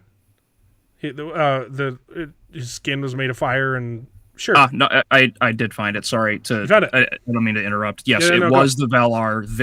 After his feet were cut off, they threw him down. Sure. The Valar held him down and they smashed the crown around. Maybe what I'm misremembering is that the descendants of Feanor were present but did not actually commit the act. Maybe that's what I'm getting wrong. But yeah. Anyway, so thank you, Honeybun. I didn't remember it. It's been so long since I've gone through the Silmarillion. I knew I should have gone through it again. Yeah. I don't. Was there a specific reason you sent me this one, David, or just? I don't know. I didn't. It's fine. Yeah, I didn't mind her description. I thought it was okay. I think I sent you that one because I wanted to know more or less if that but is. it also completely contradicts the show contradicts itself by giving him this description of pure. I believe the word she uses is like like irredeemable evil, like endless irredeemable evil, or something like that. I don't think she uses the word irredeemable, but it's a similar word, and yet. Yeah, he's being sympathetic. But he's supposed to be. They're showing him as the good guy in this. Yeah, I really don't know what they're going for. Anyway, so did he? So the thing I thought was weird though is that she was shown this form or whatever before. This article says that it's more accurate to the form because the fiery eye that we see in the end, and that's the fiery eye is his true form, and so that's closer to what what fiery eye. From the movies? From the movies, yeah. Yeah, no, that was kind of not super accurate to the books. Yeah, that's the reasoning that they give. So the one thing from the movies that wasn't accurate is why this is accurate? Again, they've only watched the movies and they're piecing together stuff out of context. Yeah. So while their reasoning, their answer might be correct, their reasoning for it is completely well. If you really like Rings of Power, you should also watch The Wheel of Time. Yep. Honestly, yeah, if you do like their show, you'll like Wheel of Time because they're both point garbage. Yeah, it was partially influenced by... That's true. He wanted to do a similar setup and tell a completely different story. Yeah, but this whole article is just saying how much better... Oh yeah. The Wheel of Time. Except for the Wheel of Time doesn't show... any of the battle between light and dark because all of the good characters are evil in Wheel of Time. And same with Rings of Power. They're flipping the script. Screw them. It's not just trolls. This is a really good one. Maybe we'll save this for next week. Fantastic article. Yeah, we should save so that. Good. There's a lot to that. It's so late. We'll save this for next week. Yeah, amazing analysis. Well, it's in response to what JD Payne and Patrick McKay said. Like, I'm it's so glad that haters are watching the show because it wouldn't be a journey through Middle Earth without some trolls. Yeah, like it's so disingenuous. Like they've never watched one of our live streams, or they don't watch what Nerdrotic says on Friday Night Tights. Like they're not actually listening to any of the arguments. They specifically said they weren't. They did not listen to feedback. We all wanted the show to be good. It's not. But anyway, yeah, this is too good to save. And the viewership, perhaps Amazon shouldn't have committed to 5 seasons. Yeah, they shouldn't have. I don't think we'll get 5 seasons. I think we'll get 3. Yeah. I think they'll cancel it after that. That's a common practice that drives me nuts. Where you'll get a project that's believed to be super big and popular, and then they'll say, "Hey, we want X seasons, and you're going to commit to it." Yeah. Way before they even know if it's going to work. Like Castlevania, right? Like Castlevania got like 4 seasons. It was supposed to have 5, and because of dude, that first like 3 episode season 1 was so freaking good. Yeah, I watched the first season. I haven't gotten back to any of it. It just goes downhill, man. Yeah, but then like Nocturne is supposed to be like it's actually supposed to be one big season because it's only like 8 episodes for the first and 8 for the second, but it's going to be one big series. Yeah. The problem is that they already had a second season, so a lot of people that were like, "Oh no, you're wrong because it's super popular and it's successful," because I tore it to pieces. It didn't get renewed. It already had a second season that was a second half that was being worked on because when they announced it, there were already stills being worked on showing that they already had Alucard in action. Well, it's like Velma. Why? Velma was not renewed for a season 2. They made one season and split it into 2. Yeah. Mm-hmm. Yeah, because they needed to try and deal with the deaths and everything that they tried to set up at the end of the first one, which turned out to just lead directly into it. Yeah. Anyway, that's it. I'm spent. I'm done. Next week, technically, the Penguin also starts. I don't know if I'm going to have time to watch that. Yeah, but, I'll watch it if I can. Yeah, that's another one that that may be good, but I don't know. You know, I enjoyed the first Joker movie. I just saw an article with better with Batman. They're saying it was it's some of the best TV ever made. Like, it could be. I don't know. I don't know. Yeah, I have no idea. Colin Farrell looks the part. I really like. Colin Farrell's amazing in everything he does, but yeah, we'll see. I just don't understand why they couldn't get a fat guy who could also act. Like, why? It's such a weird choice. Yeah. I just don't understand. Like, you couldn't just make him eat Krispy Kreme for like a year. Like, yeah, I just don't understand. Yeah. Why spend so much time putting him in makeup when you could just get a fat guy? Yeah, he said he hated it. He wants to be done, but he signed up to be in the next Batman movie too. So, spoilers: he's not going to die in this season because I don't think Batman's going to show up at all. Anyway.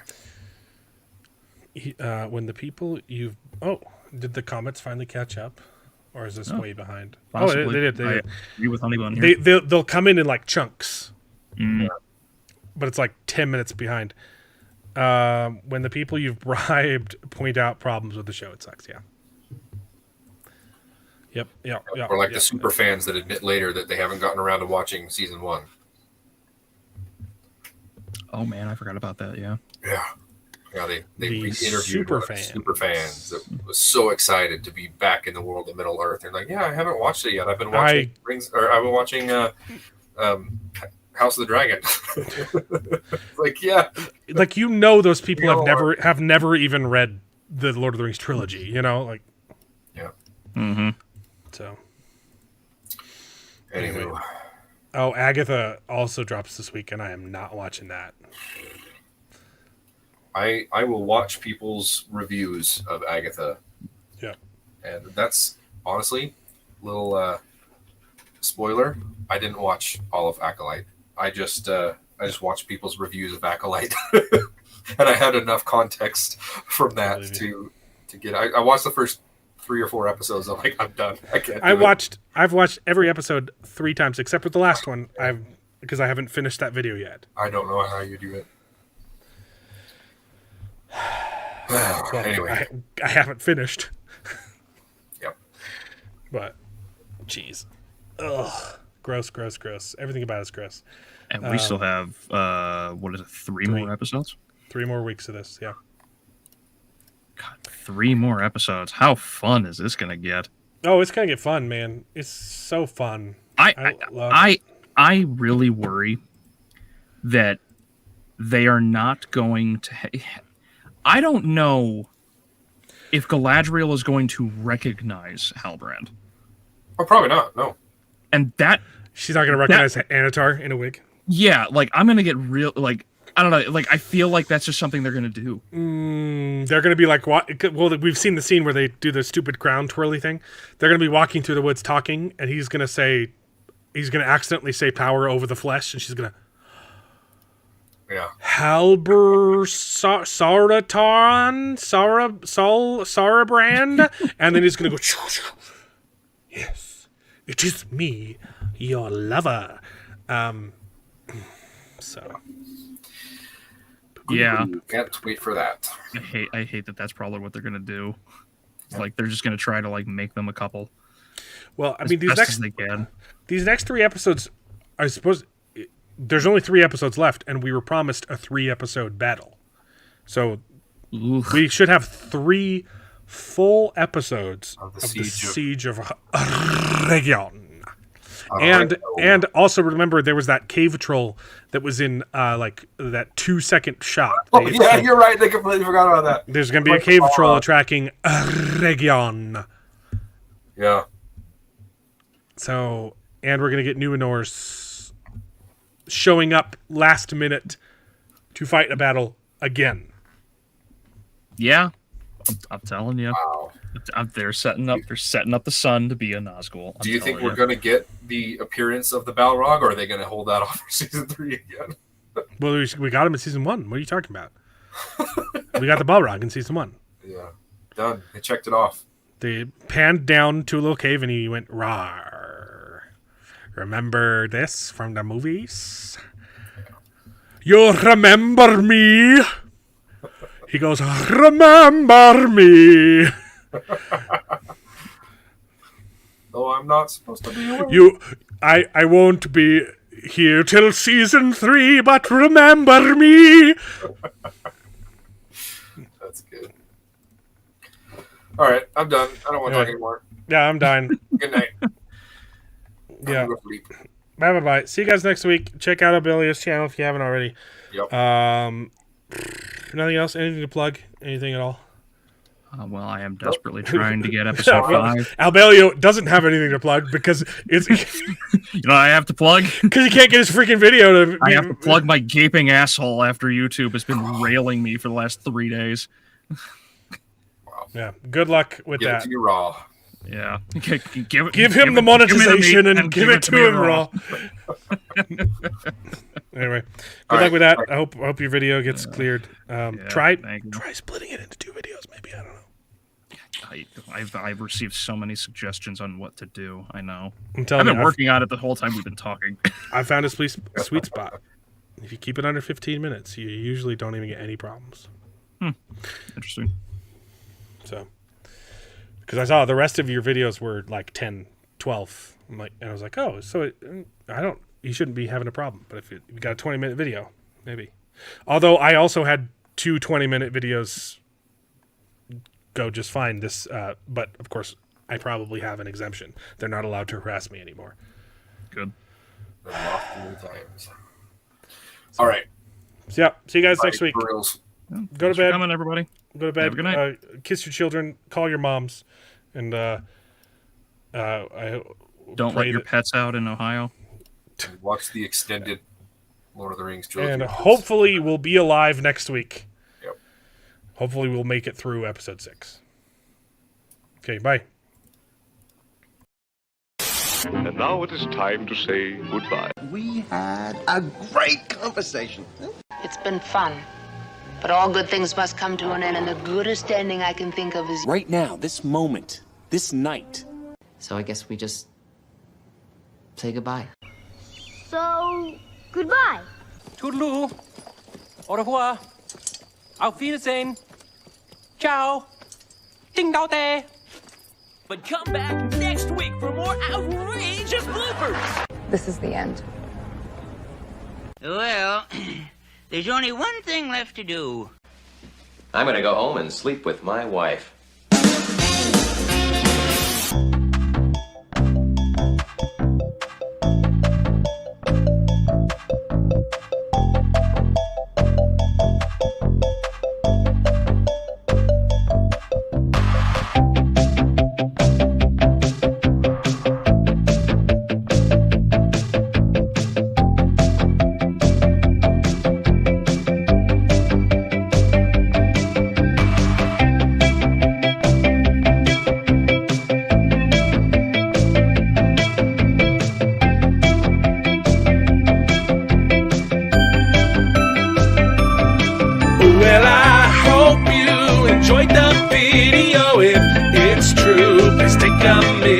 Subscribe to the channel and you can join us along for the ride. And if you pay me, I'll try to be more entertaining. So please consider joining Patreon and getting your